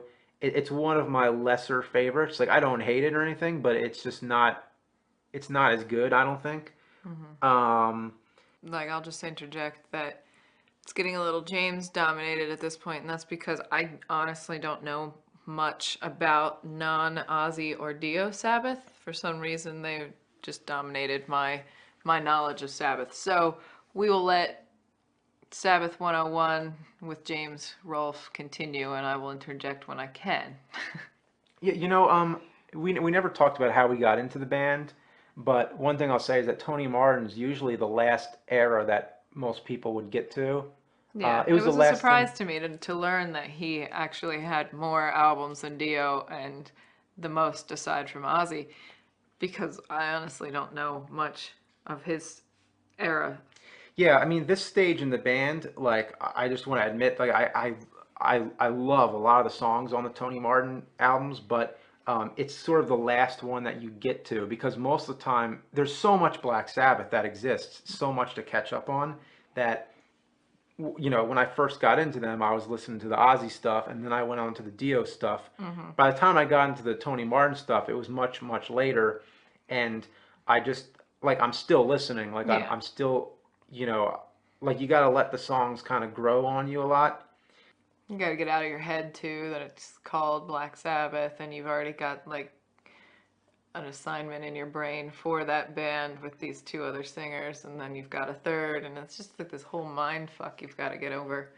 So we're moving on, and like I'm saying, I'm not shitting on it, but Eternal Idols, one of my least favorites, if not my ultimate least. Um, Okay. Nobody's making you choose. oh, I, You don't have to choose. oh, I don't have to You choose. don't. No one can see me putting my hand on you, lovingly saying, Oh, "I." You don't have to choose. so Headless Cross, 1989. This one's a little better, I think. By the cover, it looks a lot more like it's trying to get back to the old, Sabbath trademark of like, Yeah. it's got a gravestone on the cover, um, but it's kind of deceiving because again, it has that really big production with the keyboards and stuff, so it doesn't sound like, you know, gritty old school Black Sabbath at all. Um, but there's some really good songs on it. I like the title track. Um, Even Kill in the Spirit World, like it just has a real catchy chorus, Okay. and Nightwing has a really, really awesome riff. The next one is Tear from 1990. Um, as I've been told, it rhymes with beer. Okay, because I had no clue how to say it. I always used to think it was TYR. You just, but this one is underrated. I feel like this is the one that gets the least attention of the Tony Martin albums. Um, but this is the one that I kind of like the way it sounds. Like I like the fact that this one is big because it sort of gets me into that mindset because it's all about like I mean you just look at the album cover and everything and it just feels more like it's geared towards mythology. Hmm. It's a very magical record. So I love the song "The Lawmaker." That's the one that sticks out to me. This is like almost in the same vein as the Mob Rules, where it's really fast, and as soon as you turn it on, you're hooked. Next came Dehumanizer in 1992. This is first of a new kind of event in Sabbath's history, the Reunion album. So this is a reunion of the Mob Rules lineup with Dio on vocals and Vinny Appice on drums and Geezer on bass. Hmm. So they all came back for this one. Um, you can kind of call that, Mark II Black Sabbath. I mean, when they Yeah. did Heaven and Hell, Bill Ward was still on drums, but this lineup of the band is sort of like the Black Sabbath too. Hmm. Um, so anyway, it's a really heavy album. Uh, there's not any of that big production with the keyboards going on, and grunge music was taking shape at this time, so it seems like it may have been trying to follow that a little bit. Um, but Dehumanizer is a great one. Computer God is one of my favorite Sabbath Yeah, songs. I actually Period. know this one. I like this song quite a bit. Cool. Yeah. I mean, I play that one a lot because I feel That's like probably why. yeah, Computer God is one of those. Like I would put it on like a hits compilation or something, or best of. Hmm. Um, I feel like it's an important song in Sabbath's history. It gives me chills. I love the lyric, "Man's a mistake, we'll fix it." It's about technology taking over and becoming the new god, replacing humans with machines. It sounds like something that would, be written for the Terminator. And speaking of the Terminator, there is one little connection. The song "Time Machine." was used in Wayne's World during the scene where the Terminator is chasing after Wayne. You remember that? So No. you're shaking your head like, you know, when he comes and says, "Have you?" No, because I kind of want to go put it in. Yeah. Have you seen this boy? You know that part? Yeah, Yeah. yeah. It's With the cop. Yeah, it's the Terminator, the bad Terminator from Terminator 2. Yeah, uh-huh. The song on that scene is Time Machine, and that was actually on the Wayne's World soundtrack. So there's two versions of the Time Machine song. One is the soundtrack version, and the other is the album version. Yeah, so and I love the cover too. Yeah, the cover's pretty kick-ass. It's a Grim Reaper, a metallic Terminator-looking Grim Reaper zapping a guy with electricity, and the dude is like turning into metal. It's just awesome. So I think this is maybe their best album since Mob Rules. Uh, then came Cross Purposes, 1994. So okay, well Dio's gone again, and Vinny Appice with him. What happened here was sort of like, it almost seemed like Tony Martin never left. It was really just like a temporary reunion kind of thing.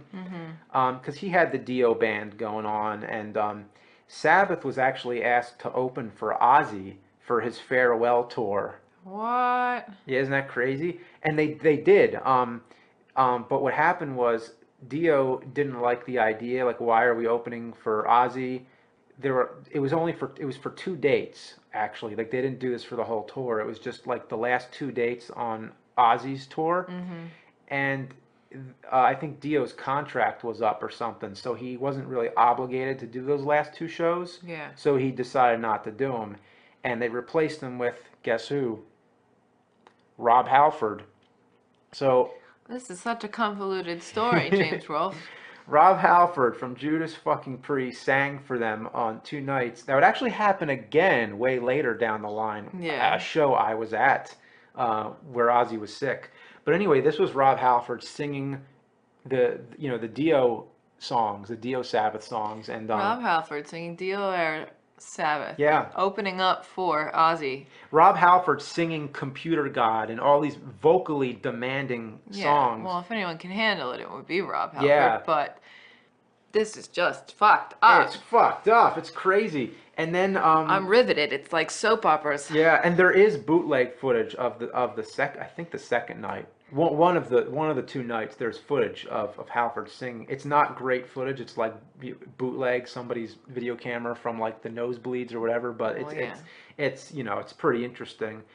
Okay, but then what happened was on the second night, at the end of Ozzy's set, the rest of Black Sabbath joined him on stage and played another reunion show. Okay. Pretty awesome. And that was another short one. I think they did a short set. So Tony, Geezer, and Bill joined Ozzy. Exactly. And it was kind of like a final farewell. It was supposed to be like the last Ozzy tour and everything. And but time moves on and things happen. So anyway, then we get to their next album, which was Cross Purposes, and now we're in 1994. Tony Martin comes back, and like I said, it was like he never left almost. And this time, Geezer stuck around for this one. Okay. This would actually be Geezer's last album Geezer's last album until 13. Okay. And this, I think, is the best Tony Martin album. Geezer's last album. Period? Like he didn't do any solo stuff? Oh no, he did solo stuff in between. Okay. Yeah. He actually put out 3 solo albums. I was gonna say, I'm pretty sure he did that stuff. All with different names. It was G/Z/R, Geezer, and then GZR.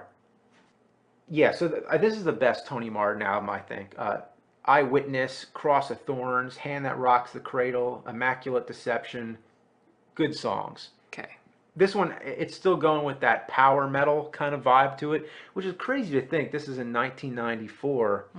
Like, you think of like Green Day and The Offspring were releasing some of their most famous work, and then you have this album that sounds very much like it was still recorded in the 80s. It's probably another level to why people like me don't know a whole lot of Tony Martin's stuff, even though he had such a long-standing time with the Yeah. band. It's just like there And was a lot of other stuff going on at the time. he was a good singer too. Yeah, I feel Really. bad. Yeah, and they also put out Cross Purposes Live, and came with a there's also like a you know a video too. So it was VHS. I almost said DVD. It wouldn't have been DVD yet, um, but yeah, that's actually a really great live performance. So if you ever want to see Tony Martin, cutting it live with Sabbath and doing all the Ozzy songs and Yeah. everything that he had to do Ozzy songs, he had to do the Dio songs, he So you had to be a talented motherfucker. yeah, and he nailed it. He was great, but he's overshadowed by all these other amazing singers. So Mm-hmm. what can you do? Tony the Cat Martin. Did you know that his nickname? The The Cat? Cat. Tony the Cat Martin. I was just going to comment on how Tony Martin is like a very non-metal name. I don't know. It's just he should be a tax attorney or something. Yeah. Now we move on to Forbidden from 1995. Oh, 1995. Yep. Middle of the 90s. Geezer leaves again, leaving Iommi and Martin. This is the last album released under the name Black Sabbath until 13. This is considered a bad album, if not their worst. The first song, The Illusion of Power, is the worst song they ever recorded. Mostly because of this, like, I don't know what it is. It's weird the way Tony Martin sings on it, and then there's this kind of awkward spoken section by Ice-T. Are you fucking kidding? Ice-T on a Sabbath record, yeah. And it's the first song. That's the problem. It's not that bad an album, but the first song is so So weird and every terrible. person who was expecting Black Sabbath and heard that took the CD out of their Discman Yes, at the time and just broke it over their knee and said, "Fuck this bullshit." This bullshit. Oh man, but Get a Grip, which is the second song on it, is awesome. Get a Grip is my favorite song on the album. So there's a lot of them that I would skip, but I don't think it's a mixed bag. Okay, like it's a mixed bag. It is what it is. Mixed bag of dog crap. Yeah, like I wouldn't recommend it for a newbie, but I shouldn't be putting broad sweeping generalizations on it like that. what? Give it a try. Yeah, the production on it's real basic. It sounds simple. There's no like, there's no tricks on it or anything. It's just what it is. It's not awful, but it's nothing special either. Then we had some interesting things coming out during this time. There are two tribute albums, the Nativity and Black albums. The first one had White Zombie covering Children of the Grave, which is one of my favorite cover songs, period. Megadeth covering Paranoid. Bruce Dickinson covering Sabbath, Bloody Sabbath. Even have Rob Halford covering The Wizard. Sweet. With Geezer on bass and Bill Ward on drums. They sort of did like a one I song. need to hear that. Yeah. Like now. They did a one song band. They call them the Bullring Brummies. And then the second Nativity in Black, you have Ozzy singing NIB with Primus. You have Godsmack covering Sweet Leaf. Megadeth. That's a good one. That's one of my favorite covers. That is a good one. Megadeth covering Never Say Die. System of a Down covering Snowblind, which is awesome. It sounds so different from the original. Slayer covering Hand of Doom. Pantera covering Electric Funeral. You even have some weird ones like you have Busta Rhymes and Ozzy collaborating on Iron Man. I saw Busta Rhymes once. Oh yeah, you were telling me like some free concert or something. It was a free concert, College Day on the Parkway, and Philadelphia. He was smoking pot weed on the Parkway. on the Parkway. Yeah.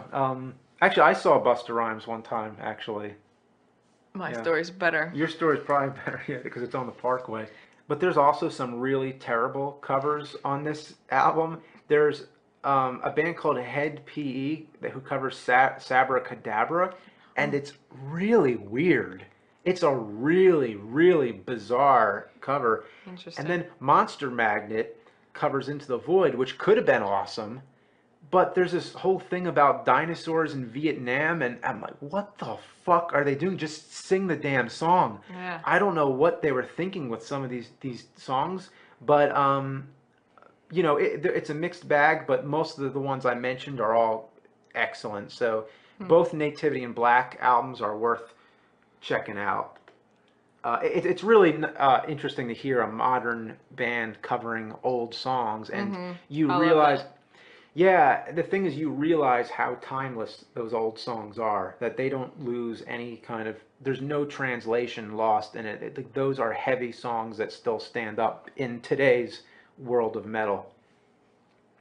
So anyway, Iommi went into the studio 1996 with Glenn Hughes again and recorded this great album, which was never released until 2004, and they just called it the Dep Sessions. Hmm. There's songs like Gone, From Another World, Fine, all great songs. So yeah, I totally recommend the Dep Sessions. It's very simple. It's just a lot of good riffs, and you know, they're not trying to pull off anything crazy with it. Glenn Hughes is a great singer too, by the way. Mm-hmm. Um, but this was released under the name Iommi, so there was no Yeah. Sabbath part of this. And I often wonder, had it been released in 1996, would Would it they have, made him called it Black Sabbath? yeah, or would he have broken free from the name? For a little while, there was a bootleg of it where they called it the Eighth Star, because the Okay. last one Yeah. was the Seventh Seventh Star. Star. Yeah. Okay, so now we're moving on to the Ozzy Reunion chapter of the band. So Ozzy comes out of retirement, right? And he, I guess he was rejected from playing on Lollapalooza. Like he was trying to play on Lollapalooza, but for Okay. for some reason So it was a reactionary thing. yeah, he wasn't picked or whatever. So then Sharon said, "Why don't you do your own festival? We'll call it Ozfest," and that's what they Mm-hmm. did. I mean, the Ozfest went on for years and years and years. Mm-hmm. Every summer, it was just like a whole day with like 20, sometimes up to, I think, 30 bands playing on multiple stages. Just a big, big festival where a lot of metal bands would get their start from playing on Ozfest. Mm-hmm. So anyway, the idea was they would ask Black Sabbath to join Ozzy up on stage. And for a while, they weren't using Bill Ward on drums because, they didn't count him as part of the reunion because they didn't think he could cut it on the drums anymore. Okay. Um, so they used Mike Borden, who was Ozzy's drummer. But at the end of this tour, for two gigs in their hometown in Birmingham, they had him on. So they So recorded why it. didn't they think he could cut it? Was this drinking or I like no, I think he was health or? cleaned up by then. I think, but yeah, he had a heart attack at one point, Yeah, I and know he like didn't. He had a rough go of it there with his health for a bit. he did. So I think that they just didn't ask him. I think, like, I think that's really what it boiled down to. Hmm. But after this Ozfest tour, there were these two shows in Birmingham, their hometown, and they recorded it. And this was the first proper reunion. And even though this was recorded in '97, Mm-hmm. it was released in '98 as the Reunion album, just called Reunion. Okay. And it was the first live album that they officially released with Ozzy singing. And I talked about there was the Live at Last bootleg, but then or it wasn't even a bootleg. I think it was in stores, but it was unofficial. Like they didn't endorse it or something. Okay. I don't know what the story was on Live at It's probably Last, something but owned by the studio and they released it as a studio, but the band yeah. didn't. Now they That's speculation. I don't know. yeah, but they did officially release it later on under the name Past Lives, Okay. and there was more live clips added to it too. So it was like a big, big compilation. But anyway, the Reunion live album is my favorite live album ever because you can hear the crowd interaction, and it sounds Gets the like James Rolfe stamp of it does. approval. It sounds like you're actually at the concert, and I don't know what it is, but just like the bass and everything. If you turn that up loud, it sounds like you're there. Right on. The songs sound heavy, and they sound very good live. Like they sound like they they live up to everything that's going on in metal during this time. Like I said, the songs are not dated, Hmm. and it captures the excitement of a band getting back together after such a long time. There's parts on the album where Ozzy's talking about and saying, you know what, like I'm really happy to be back with these guys, and Hmm. there's something about it's very genuine. And it's the last time you'll ever hear Ozzy sing anything from the Sabbath Bloody Sabbath album. They perform Sabbath Bloody Sabbath and Spiral Architect. Another thing about the Reunion album, there was two new tracks, Psycho Man and Selling My Soul. These were the first studio tracks with Ozzy since 1978. And I loved how these ones sound. I remember this is about when I was first getting into Black Sabbath. Hmm. So the radio was playing these a lot, and it was a big deal. And I love the modern production on it. I love the way they sound. It's there's definitely like a progression. Like they didn't just repeat what they've already done. They did something that would sound good for today, Hmm. um, but still with that Sabbath signature vibe to it. On Selling My Soul, though, they replaced Bill with a drum machine. That's Are you something I heard. shitting me? Yeah, I guess they said his drumming was out of time or something, but that's another thing that. They couldn't replace him with another physical human being? Yeah, I mean the thing is I never knew it. Like I could never tell by listening to it, but Yeah. that's apparently what happened. So then we have the Ozzfest tours where Sabbath started doing tours. Well, actually, first they did a big reunion tour with Pantera supporting, and Hmm. I remember I was just a little late to the party there. Like that was when they came to the Philly Spectrum, and I remember they had to postpone that concert because Ozzy was sick. Okay. But the concert still happened, and I was just getting into Sabbath, so that's when I first started hearing about them and wanting to know more about the Okay. band. So then they came around again with the Ozfest '99 tour with Rob Zombie, Slayer, Godsmack, Primus, System of a Down, Fear Factory, and a bunch of others. That was a good lineup that year. Did you go? I was there, yeah. That was the first time I saw Sabbath. You're a dick. um, so after that, seemed like the next logical step would be to make a new album, right? Well, they already did those two new songs, so it seemed like, they're already on their way. Just record some more, and then they'll, Hmm. do more like that, and they'll get there, right? Well, I mean, Ozzy released three solo albums before that would eventually happen. Yeah. Iommi released three solo albums, including the Dep Sessions, which was recorded in '96. And Geezer released three albums of his own, so they were all doing their own things, basically. Yeah. And then the TV show, The Osbourne, started up. So Ozzy was Oh, the definitely 90s. keeping busy. Yeah, well, this Well, that was the early early 2000s. 2000s. So basically, these guys are all busy. Um, and the Ozfest was going on every year. Hmm. Sometimes Ozzy even did a tour in the winter, like the Merry Mayhem tour with Rob Zombie. Yeah. Yeah. So Yeah. Ozzy was always on tour. And finally, during Ozfest 2001, which had Sabbath again, Sabbath came back and played a new song, Scary Dreams. And this song, if you were at Ozfest 2001, you heard it. Hmm. If you weren't there, you'll never hear it again.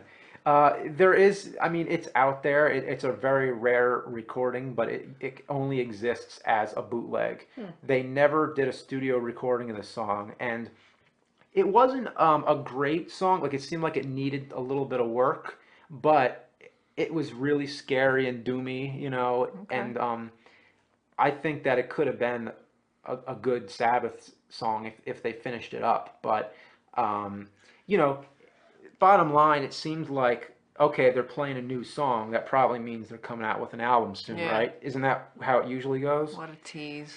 Nope, we were still off about 12 years. Um, well, Ozzy released Down to Earth. Iommi released the album Iommi, which featured a bunch of guest singers like Phil Anselmo, Billy Corgan, Serge Tankian, and even Ozzy and Bill Ward on a track called Who's Fooling Who. Hmm. It's a very Sabbathy sounding track, so technically, is this a Black Sabbath song? Sure Wow. sounds, it's everybody but Geezer. Yeah. But by the way, the song that I think sticks out to me is with Dave Grohl singing, called "Goodbye Lament." It's a great demonstration Lament. of what? Lament. Goodbye Lament. Okay, I thanks. would But I think assume that. the way he sings it though is like is like lament, but whatever. It's a great demonstration of the power of Iommi's guitar tone. Like it devastates. Then he released Fused in 2005 with Glenn Hughes singing. There's some great songs on that, like Dopamine. Then there's the final Sabbath tours. Ozzfest 2004 had Black Sabbath and Judas Priest.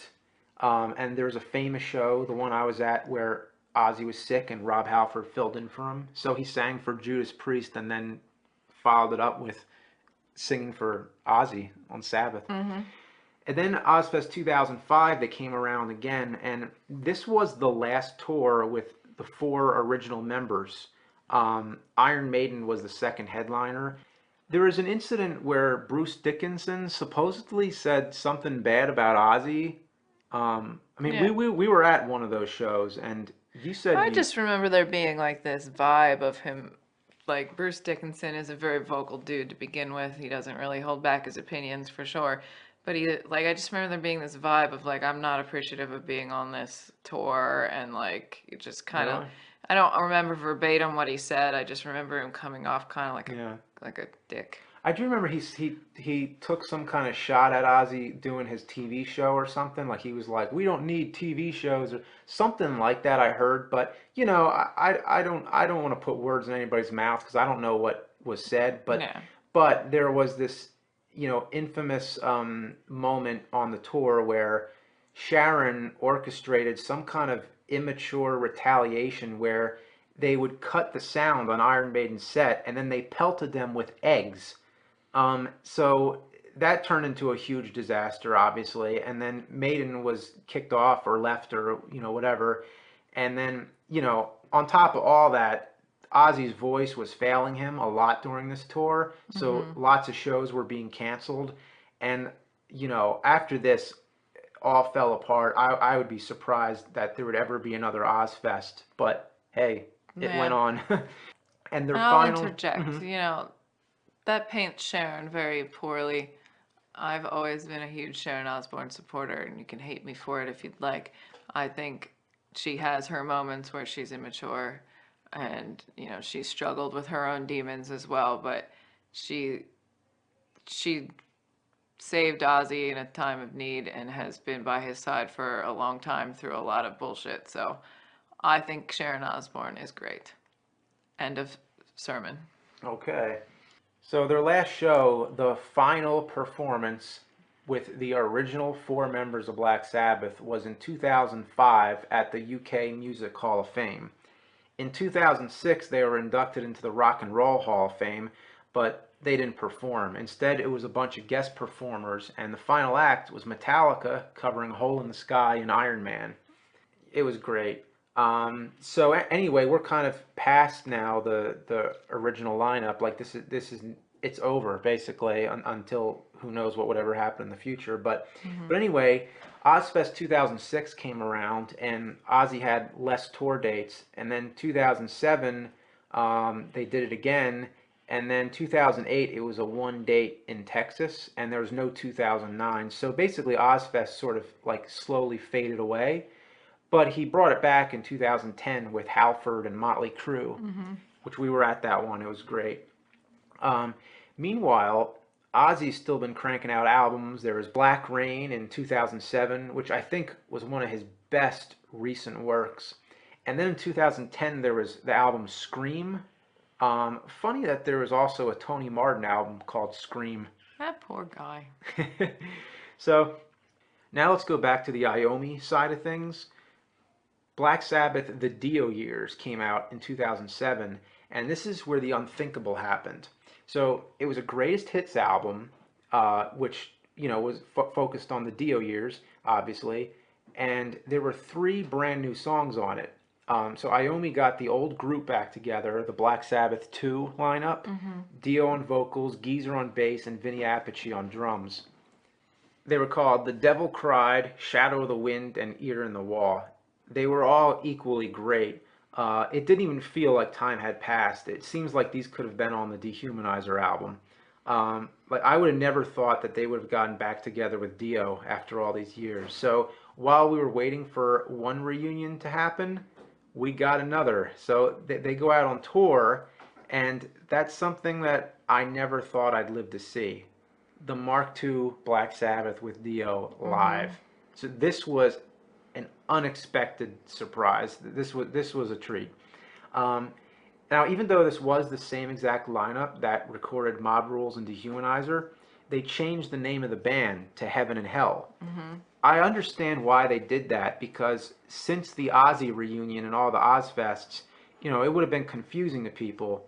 So it makes sense that they distinguished this version of Sabbath Yeah. from the Ozzy version.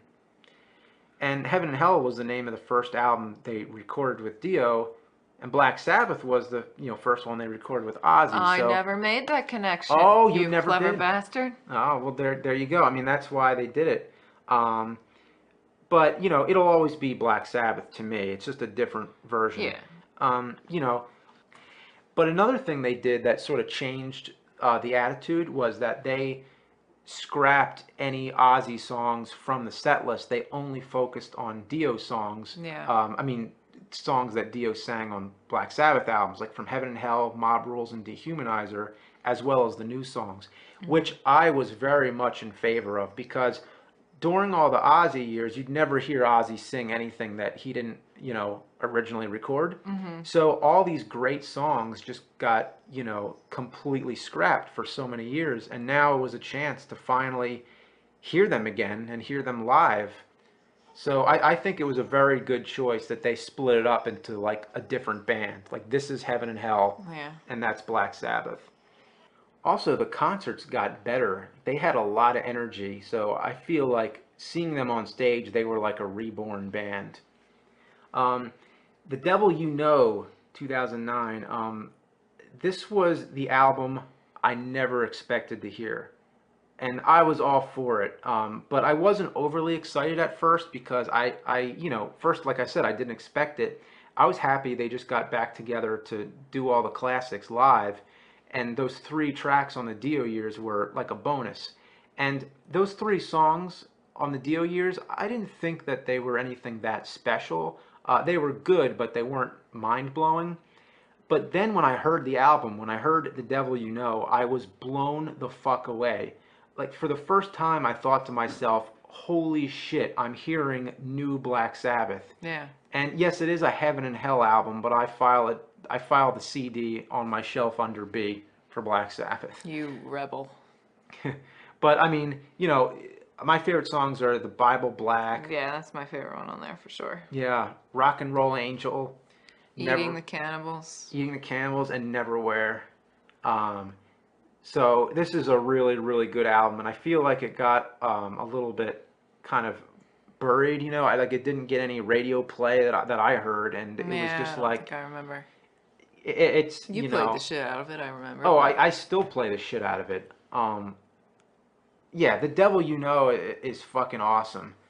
So then out of nowhere, there's a lawsuit between Ozzy and Tony Iommi. So Ozzy was trying to sue Tony over the use of the Black Sabbath name, which totally seemed like a Sharon move to me, but whatever.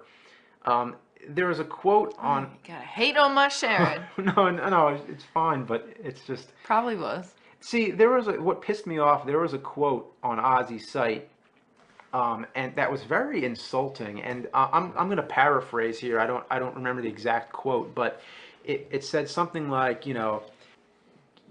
Tony, I feel bad that I have to take this action against you, but my voice was what distinguished the band and made the band as successful as it was, and without me, the name Black Sabbath is in the toilet. Now, I am paraphrasing there, but he definitely said the name Black Sabbath was in the toilet. Like, you're going to discount all that great music they did in the 80s and early 90s and say that the name was in the toilet. And I don't know what caused the lawsuit after he had already changed the name to Heaven and Hell. Yeah. But I think it had something to do with merchandise or something, but it only took him that many years to take some kind of action. Now, I don't know what the final result of that lawsuit was, but I think Iommi still owns the Black Sabbath trademark, and that's, how I always felt about it is that Ozzy is Ozzy, but Iommi is Black Sabbath. Yeah, I mean, this is a classic example of when, like, people who don't need the money fight over something that's monetary, and it's just, it's just it's so freaking silly, and why it had to happen after all these years is really sad. Um, so, it's just my comment on it, but Yeah, I mean they were touring with a great new album. It didn't have the name Black Sabbath. They weren't even playing Ozzy songs during the yeah. concert. So like I don't know what it It's so instigated trivial, it. who gives a shit, but, Yeah.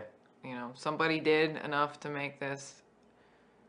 We don't know the other side of the story. We don't know, like, maybe it was something like that took a lot of money out of somebody's pocket or something, or there was something else that went on. We'll never know. So, Yeah, but also where I said that the quote on Ozzy's site was real insulting.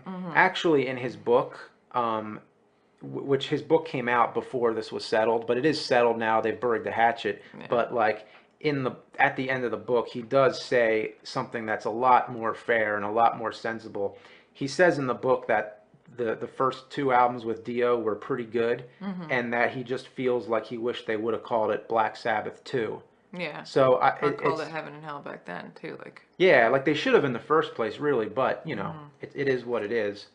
But it anyway, is what it is. at this time though, when this was going on, it was like, okay, they're never gonna do a reunion album with Yeah. Ozzy. Like there's never ever going to be another Black Sabbath album with Ozzy. And then after all that, Dio was diagnosed with stomach cancer in late 2009, and he died in May of 2010.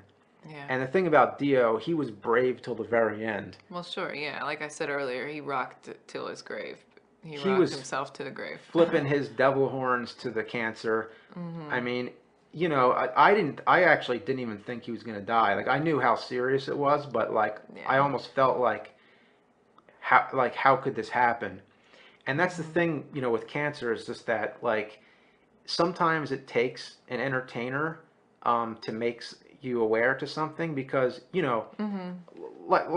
mean I knew cancer is really serious and lots of people die because of it, but I haven't known anybody like personally, like I've never had a family member or a friend I have have. it. My grandmother died of cancer. Yeah, so sometimes it takes somebody to make it aware. Like for example, Parkinson's disease with Michael J. Yeah. Fox.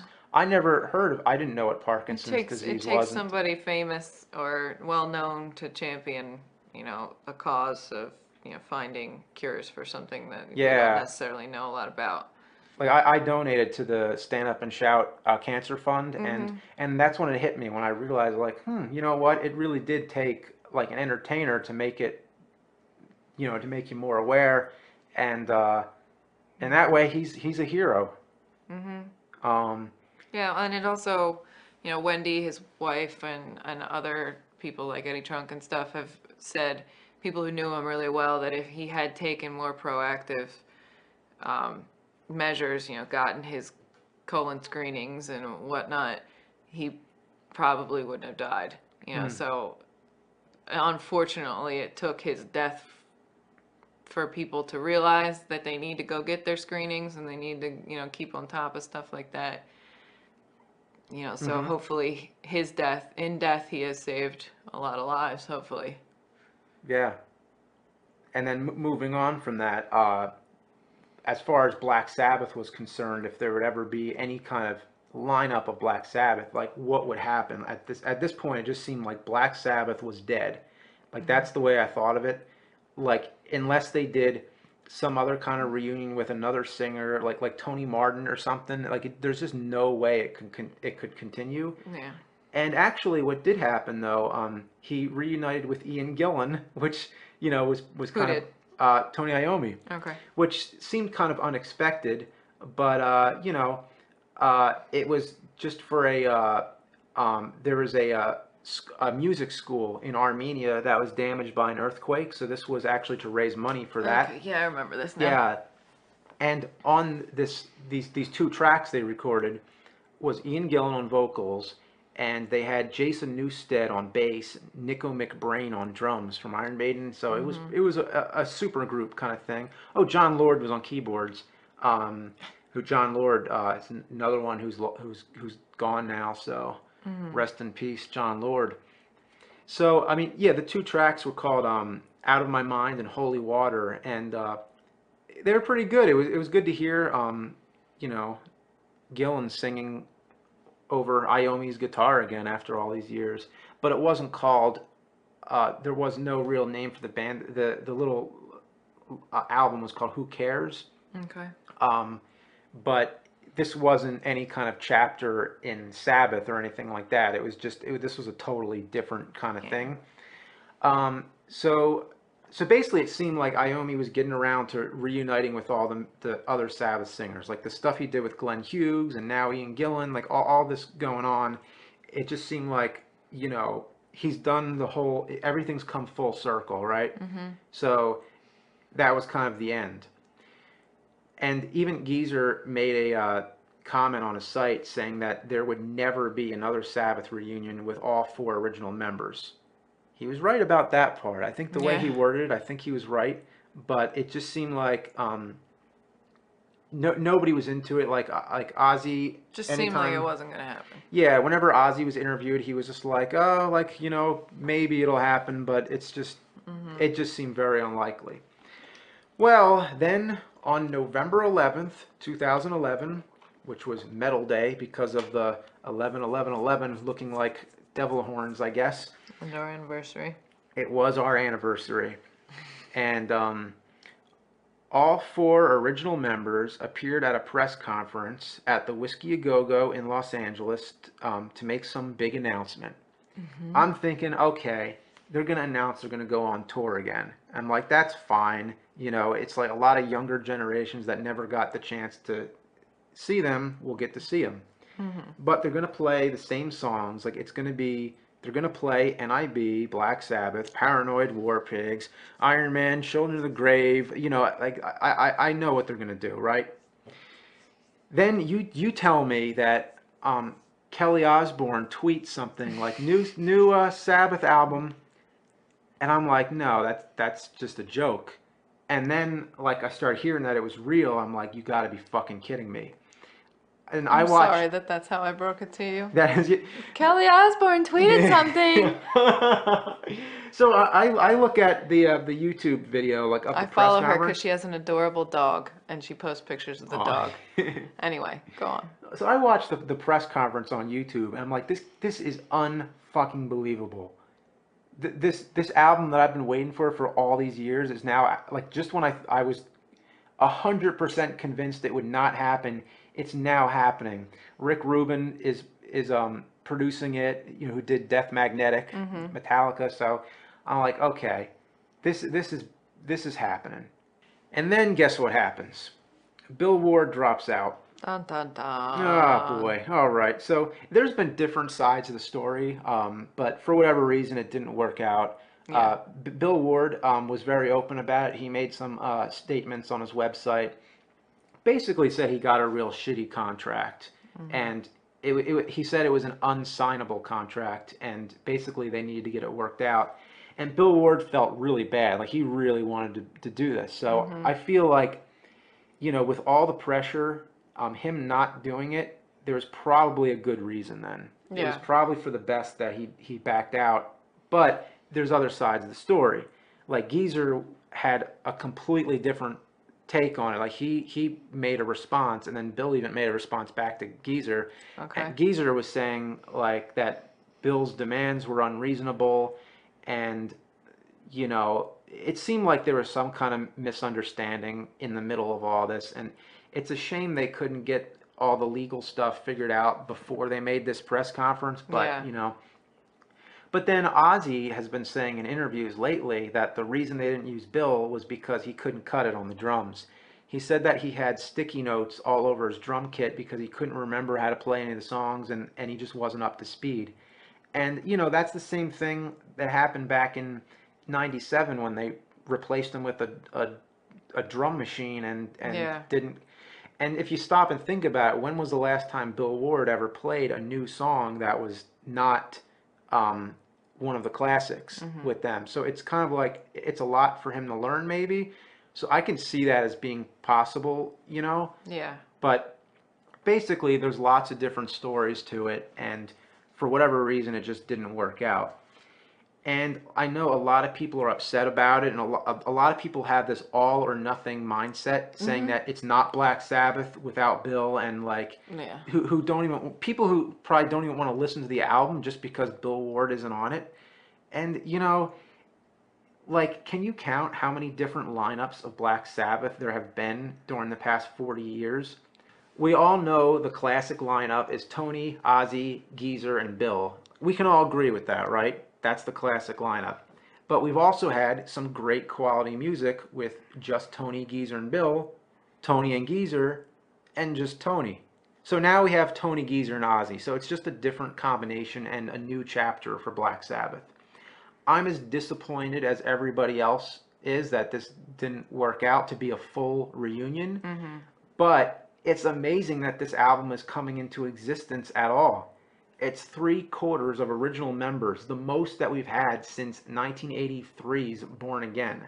So come on, people. Yeah. I mean, I agree. It's like I would think that with these types of people who have so much money and so such a history, and they're all like got a toe in the grave, and it's like, couldn't you have enough perspective to just get over the legal bullshit and figure it out, especially like you said before announcing that it's going to be all four. Like, that was a really a bonehead move. Like, you think after all these years of being a band, they would have gotten at least that press aspect of it under control.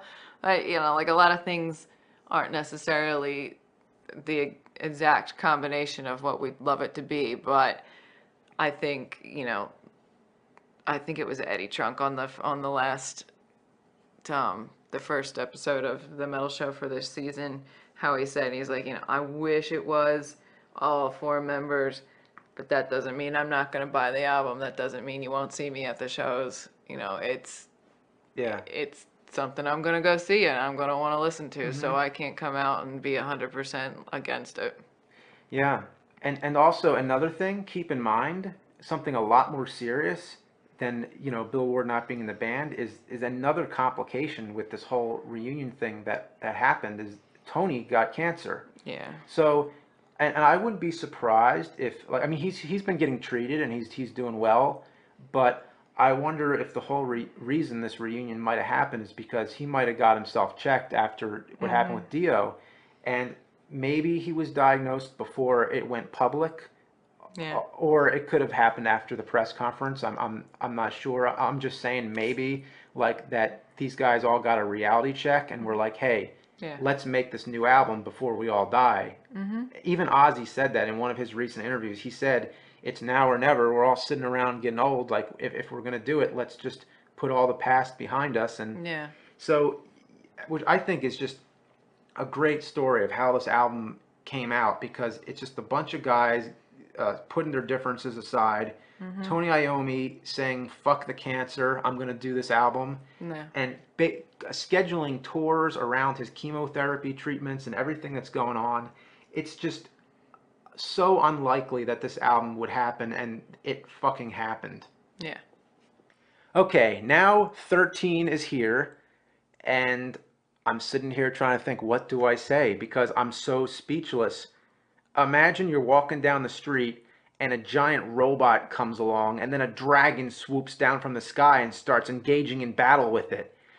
Will you be critical of what you witnessed? Are you going to like analyze it and say, I'm not sure how the dragon's fire was able to inflict so much damage on the robot, but the lasers didn't affect the dragon much? Is that what you'd say? Or would you say, holy fucking shit, I just saw a dragon fighting a robot? I just heard a new fucking Black Sabbath album, the first one released in our lifetime. Yeah. So I'm not really in a critical mood. The Well title, said. Well said, sir. All right. Well, I mean, the title, one thing I have to say, 13, it's the lousiest title since Volume 4. It's Yeah. just, I mean, it doesn't have any significance. It's not their 13th album. There's Mhm. no apparent significance, let me say. I mean, it was released in 2013, but I don't know. But it doesn't, mean anything to me, just the name 13 alone. Yeah. It's not original. Megadeth used it a few years ago. I mean, Mhm. it was spelled out, but why call it 13? I think they could have come up with something better, but it's just a title. It's the least thing I would care about. Yeah. So we heard the 8 tracks. There's because the iTunes streamed it. They're going to on Tuesday. I already have the album pre-ordered as well, so that the on the deluxe edition, you get 3 more tracks, and then if you get the Best Buy exclusive one, you get another track yet. So there's 4 more tracks that we haven't heard, but I'm getting it. I have it and I'm listening to it right now as you're probably listening to this. Brad Wilkes is the studio drummer, by the way. Ozzy's drummer Tommy is Tommy Clufidis. He's on the tour, but Okay. Brad Wilkes is actually really good on the drums. Like it sounds like something that Bill might have done if they Mhm. had him. So it's great.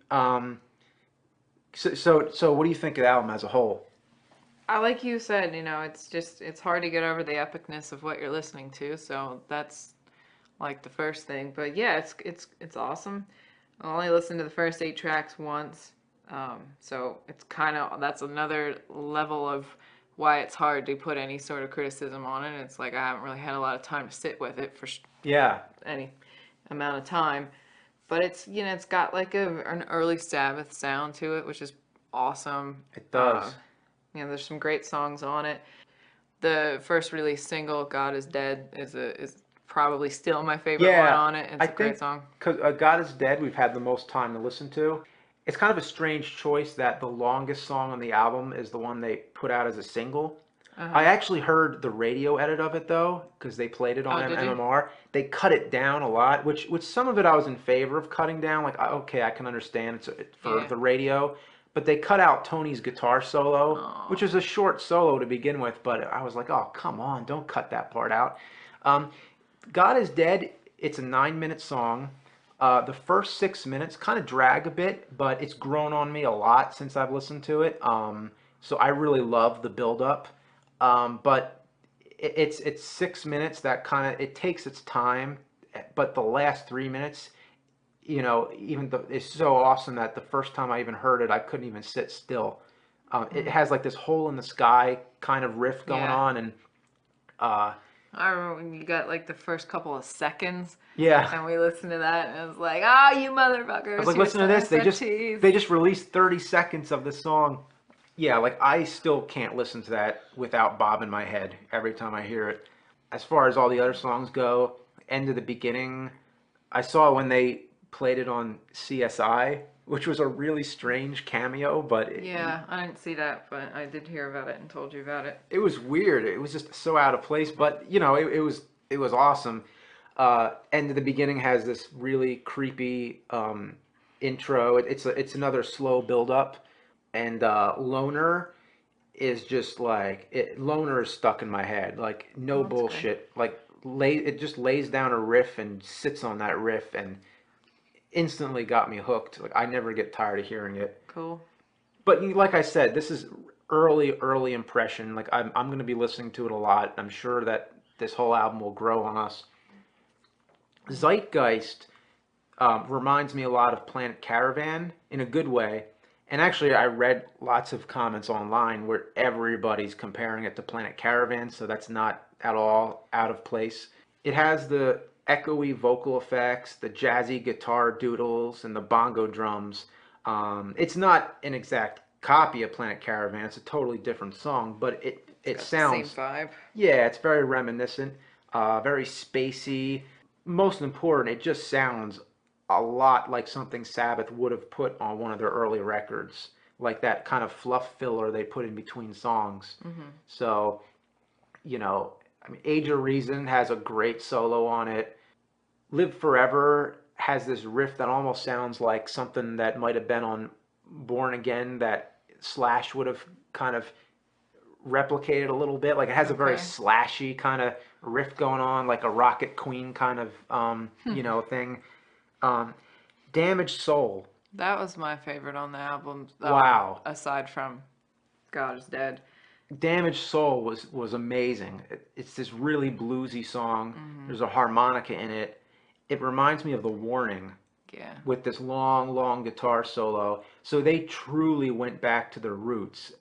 Like I didn't even know that they were gonna go like that far back. Like I was like, okay, I understand they're trying to recapture the old Sabbath sound, Hmm. but this is almost literal. Like they went back to the first album with this, Yeah. and in a good way. It's and even with Dear Father, it ends with the storm, kind of like how the first album began. Yeah. Actually, exactly how the first album began, and that's the eighth track. It's the last one if you don't count the bonus tracks. Uh-huh. As a comment on the overall album, I think it sounds a lot like early Sabbath recordings, with the exception of the Ozzy's vocals sound a lot like his solo stuff to me. I think it's a kind of a polished sound like his stuff that he did. You think like just over the years his vocals have gotten more polished? Yeah, or that they lay down the tracks that way and maybe put like filters over it a little bit. Yeah, Ozzy's voice, I mean, has changed over all the years, so Hmm. it's an aging voice now. But yeah, he kind of does sound more like crisp, like it just kind of Polished, crisp. Yeah. yeah, it's very, it's good. I mean, I love the how creepy his voice can get. Hmm. And really, like, just hearing Ozzy's voice over Iommi's guitar, it's like those two sounds needed to be together. Like that guitar and that voice, Hmm. it's like it makes me wonder why they were apart for so long. Yeah. It's just like bread and butter. The only thing I have to say is that it's kind of self-aware that they almost went over the old Black Sabbath blueprint and kind of followed that because they knew how much hype there was about this. So it was like, okay, let's make sure we satisfy everybody who's been waiting for a new Sabbath album, and they did. Like it totally brings you back to everything you want it to be. But I don't think the only negative thing I can say is just that it doesn't become anything more really. Yeah. It's a nostalgic throwback. It doesn't really break any new grounds, but what could it do at this Yeah, point? There's and been everything. God, only imagine, like, say they came out with something really different, like, you can only imagine what the backlash would be. Yeah. And everybody's panties would be in a twist. Yeah, like there was clearly a lot of anticipation. Ozzy said that this is the most important album of his career. I guess when you're the champions, you have to keep proving it for the rest of your life. Yeah, So, 13, it sounds pretty damn good. it's good. Black Sabbath is back. Actually, we totally forgot how we got into the band. I'll briefly just mention a story that I have. Is that this is how I got into Black Sabbath. This was this was back in the '90s, late '90s, and I got one of my friends got their driver's license, and that's Hmm. kind of a big deal when that happens. Yeah. Like one of your friends now they have their own car and everything, and see, Black Sabbath brings me back to that night when you're driving around with your friends like for the first time, and it's like this liberation, this like freedom, like oh my God, we're in a car with no adults.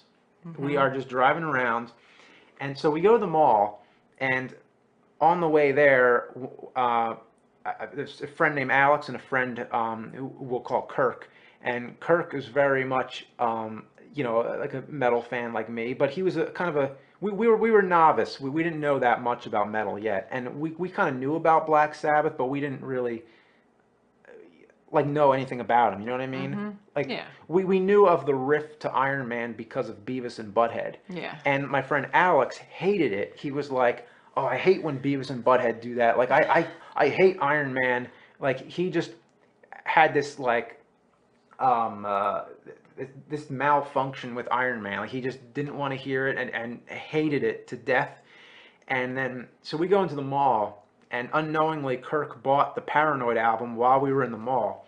we go back to the car after we're leaving. Unknowingly, how? What did he just like somebody buy He it for him and he no, just he took went. it or something? Oh no, he did it secret. I meant Oh, he's playing a joke. behind He's playing. Alex's back. Yes. Anyway, here's what happens. We leave the mall, and he goes, "Hey, Alex, give me your keys. I'll start up the car." And he's like, "All right." So he throws in the keys, and Kirk goes running out to the parking lot, starts up Alex's car. We're walking back.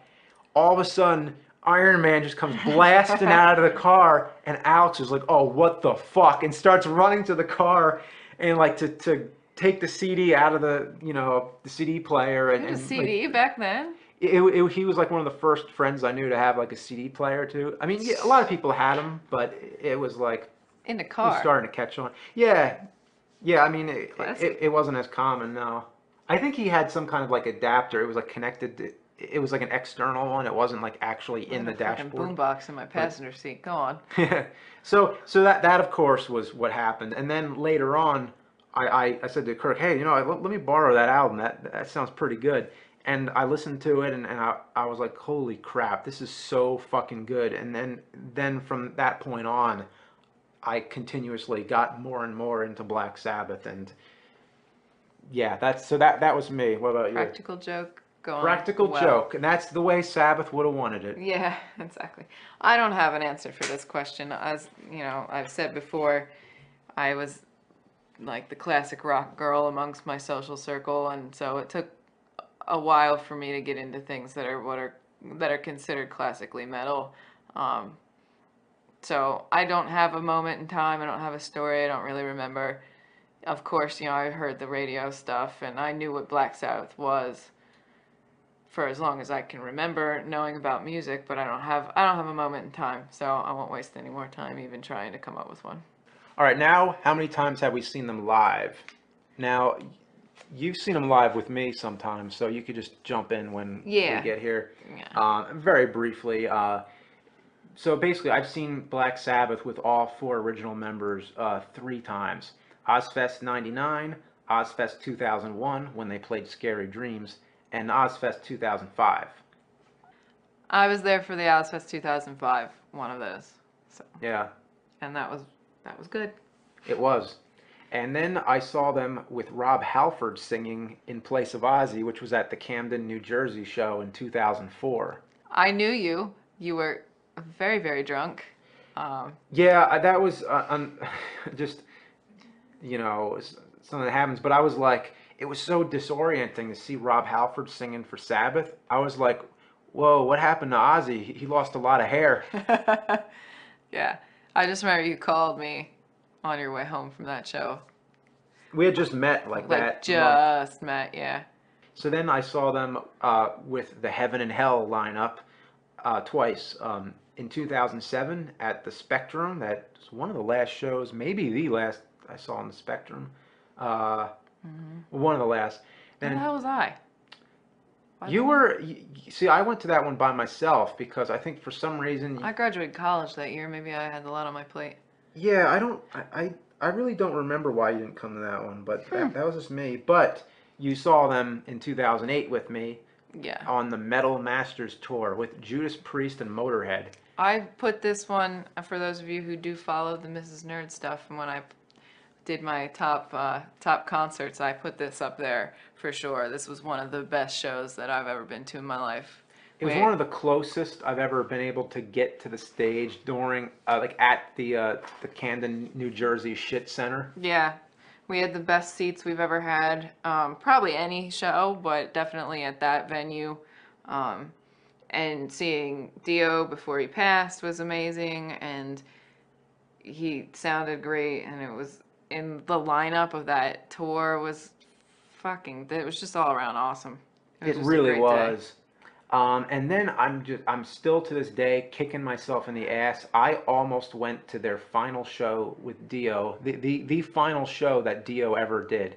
It was in Atlantic City, New Jersey, and I almost went to that, and I was too busy, and for whatever, I was just like, I had a lot of work to do that weekend, and I just didn't. Yeah, I remember mulling it over. Like we kept talking about we should make a weekend of it or something. Yeah, no. Who would have thought that would have been, one of their last shows? And that's when they were supporting the album, The Devil You Know. So they were playing a lot of those new songs like Bible Black. And I've seen Ozzy 4 times. I'm sorry, I've seen him 5 times live. Wow. Merry Mayhem Tour 2001 with Rob Zombie. Ozzfest 2002. Ozzfest 2007. You came to that one with me. Mm-hmm. The 2007 Ozzfest was the only Ozzfest where I wasn't sweating my balls off. It was rainy and cold. Yeah, and that was the one where if you bought the album, you got like a free ticket. So It we was just free. kind of like, yeah, we just kind of like decided we didn't like any of the other bands, or didn't really feel like we liked them enough to go. It was a so rainy day. It was rainy. We didn't want to pay for the parking, whatever, and just were like, what, And then decided last minute, we're like, you know what, let's just go see Ozzy at the end. The ticket's free. What the hell? And yeah, we just kind of like Yeah. moseyed in. It was free. It was nice weather. Well, nice in that we weren't sweating. And Yeah. It was. The Yeah. only Ozzfest I've ever been to where I was only there for Ozzy. Yeah. And that was when he was supporting the Black Rain album. And that was great. I thought that was an awesome album.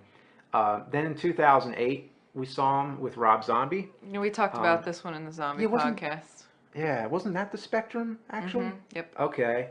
That was a great show. That's where I saw Rob Zombie coming out of the bathroom. Yeah, that's right. Ozzfest 2010, which was great. And Twas. And I got to go that one with my old friend Alex, who came with us. He was the guy who hated Iron Man. You remember all that? Yeah. Actually, I mean, he's been past that, by the way. You know, he doesn't hate anything. He likes pretty much everything now, I think. Yeah. But so then that's all the shows I've seen related to Sabbath and Ozzy. But also I've seen 2 tribute bands before. There's a tribute band that played in the Philly area before.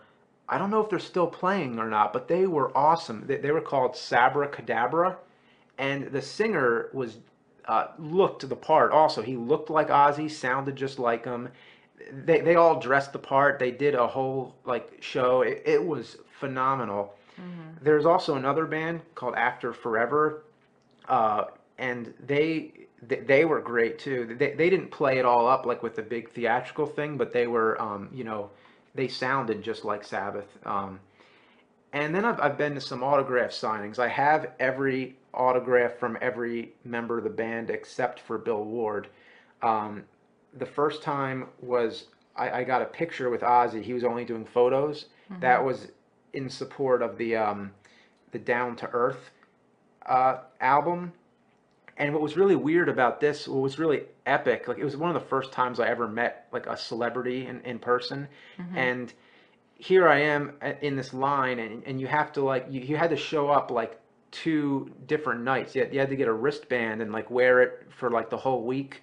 Like you buy the album at midnight. Yeah. And I remember I had to take like 2 trains and a bus to get back and forth. And it was kind of like an adventure, and it was like a whole week project to jump through all these hurdles just to be able to get 1 second with Ozzy and get a picture. But we're waiting in line outside. Ozzy shows up like inside of a van, and there's like a V-shaped flock of guys on motorcycles coming in. So he's got all these motorcycles around him, and then he comes out, and they had a speaker all set up, so then he came out and talked to the crowd, and he's like, that's cool. Go fucking crazy. And then people started like moshing almost in this line, like everybody was kind of funneling into this building where these pictures were going to get taken. Yeah. And Ozzy was in a throne. He was just sitting there in a throne. Dance, my little minions, dance. It was just weird. And then it was a Polaroid picture. So there was somebody just taking a Polaroid, and it was the last Polaroid picture I ever had. Does anybody, even the younger people, even know what a Polaroid picture is? Yeah, only because shake it like a Polaroid picture. Oh yeah. So anyway, I also recently, when he came out with the book I Am Ozzy, I got his autograph there. Yeah, so I was with you for that one. I remember. Yeah. Then Geezer and Tony, I met at the Ozzfest 2005. They were doing I remember that a CD signing because they each came out with their solo album at that time. Iommi had Fused and Geezer had On Work, and it was weird because there were 2 lines for both of them. I bought both. I obviously wanted to get both. I didn't care if I had to stand 2 lines. I'll do whatever. Well, for some reason, I must have been the only person who got both, and they didn't know which line to put me in. So they just put me to the front. And I thought I'd have all that time to unwrap the CD from the packaging and everything. And here I am right in front of Tony and Geezer with both the albums trying to like take the packaging off and everything. Like, who's this fucker? Yeah, I'm like, I don't know what to do. And Geezer was really cool. He was just like, hey, what's up, man? And, you know, I shook his hand and everything. Tony was real distant. He was just kind of like, didn't even look at you. Yeah. But Geezer was like very, very friendly. Okay, so now we're going to wrap up this really long podcast. And we're going to just talk about any recommendations. So if you're just getting into Black Sabbath, what are the essentials? Now, I'm going to first just reel off the books that I have. Like, if you want to soak up a lot of information, there's Tony Iommi's book, which is called Iron Man.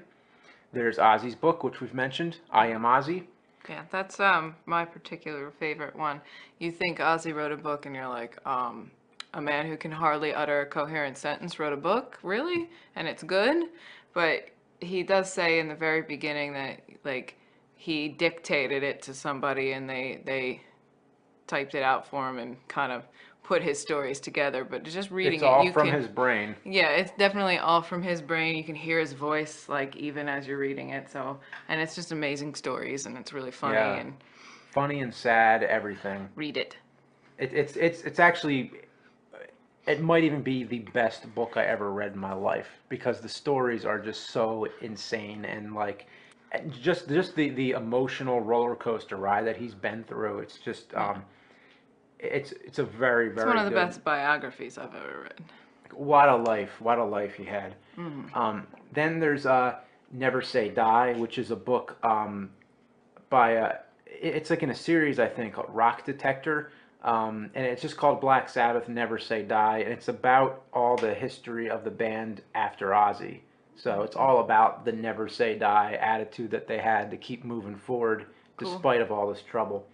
Then there's the Black Sabbath FAQ by Martin Popoff, and it's actually not an FAQ at all. It's more about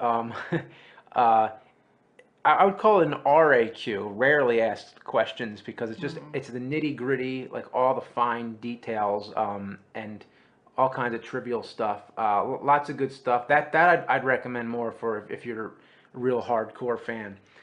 Now, as far as music, like which of their albums would you recommend to a newcomer?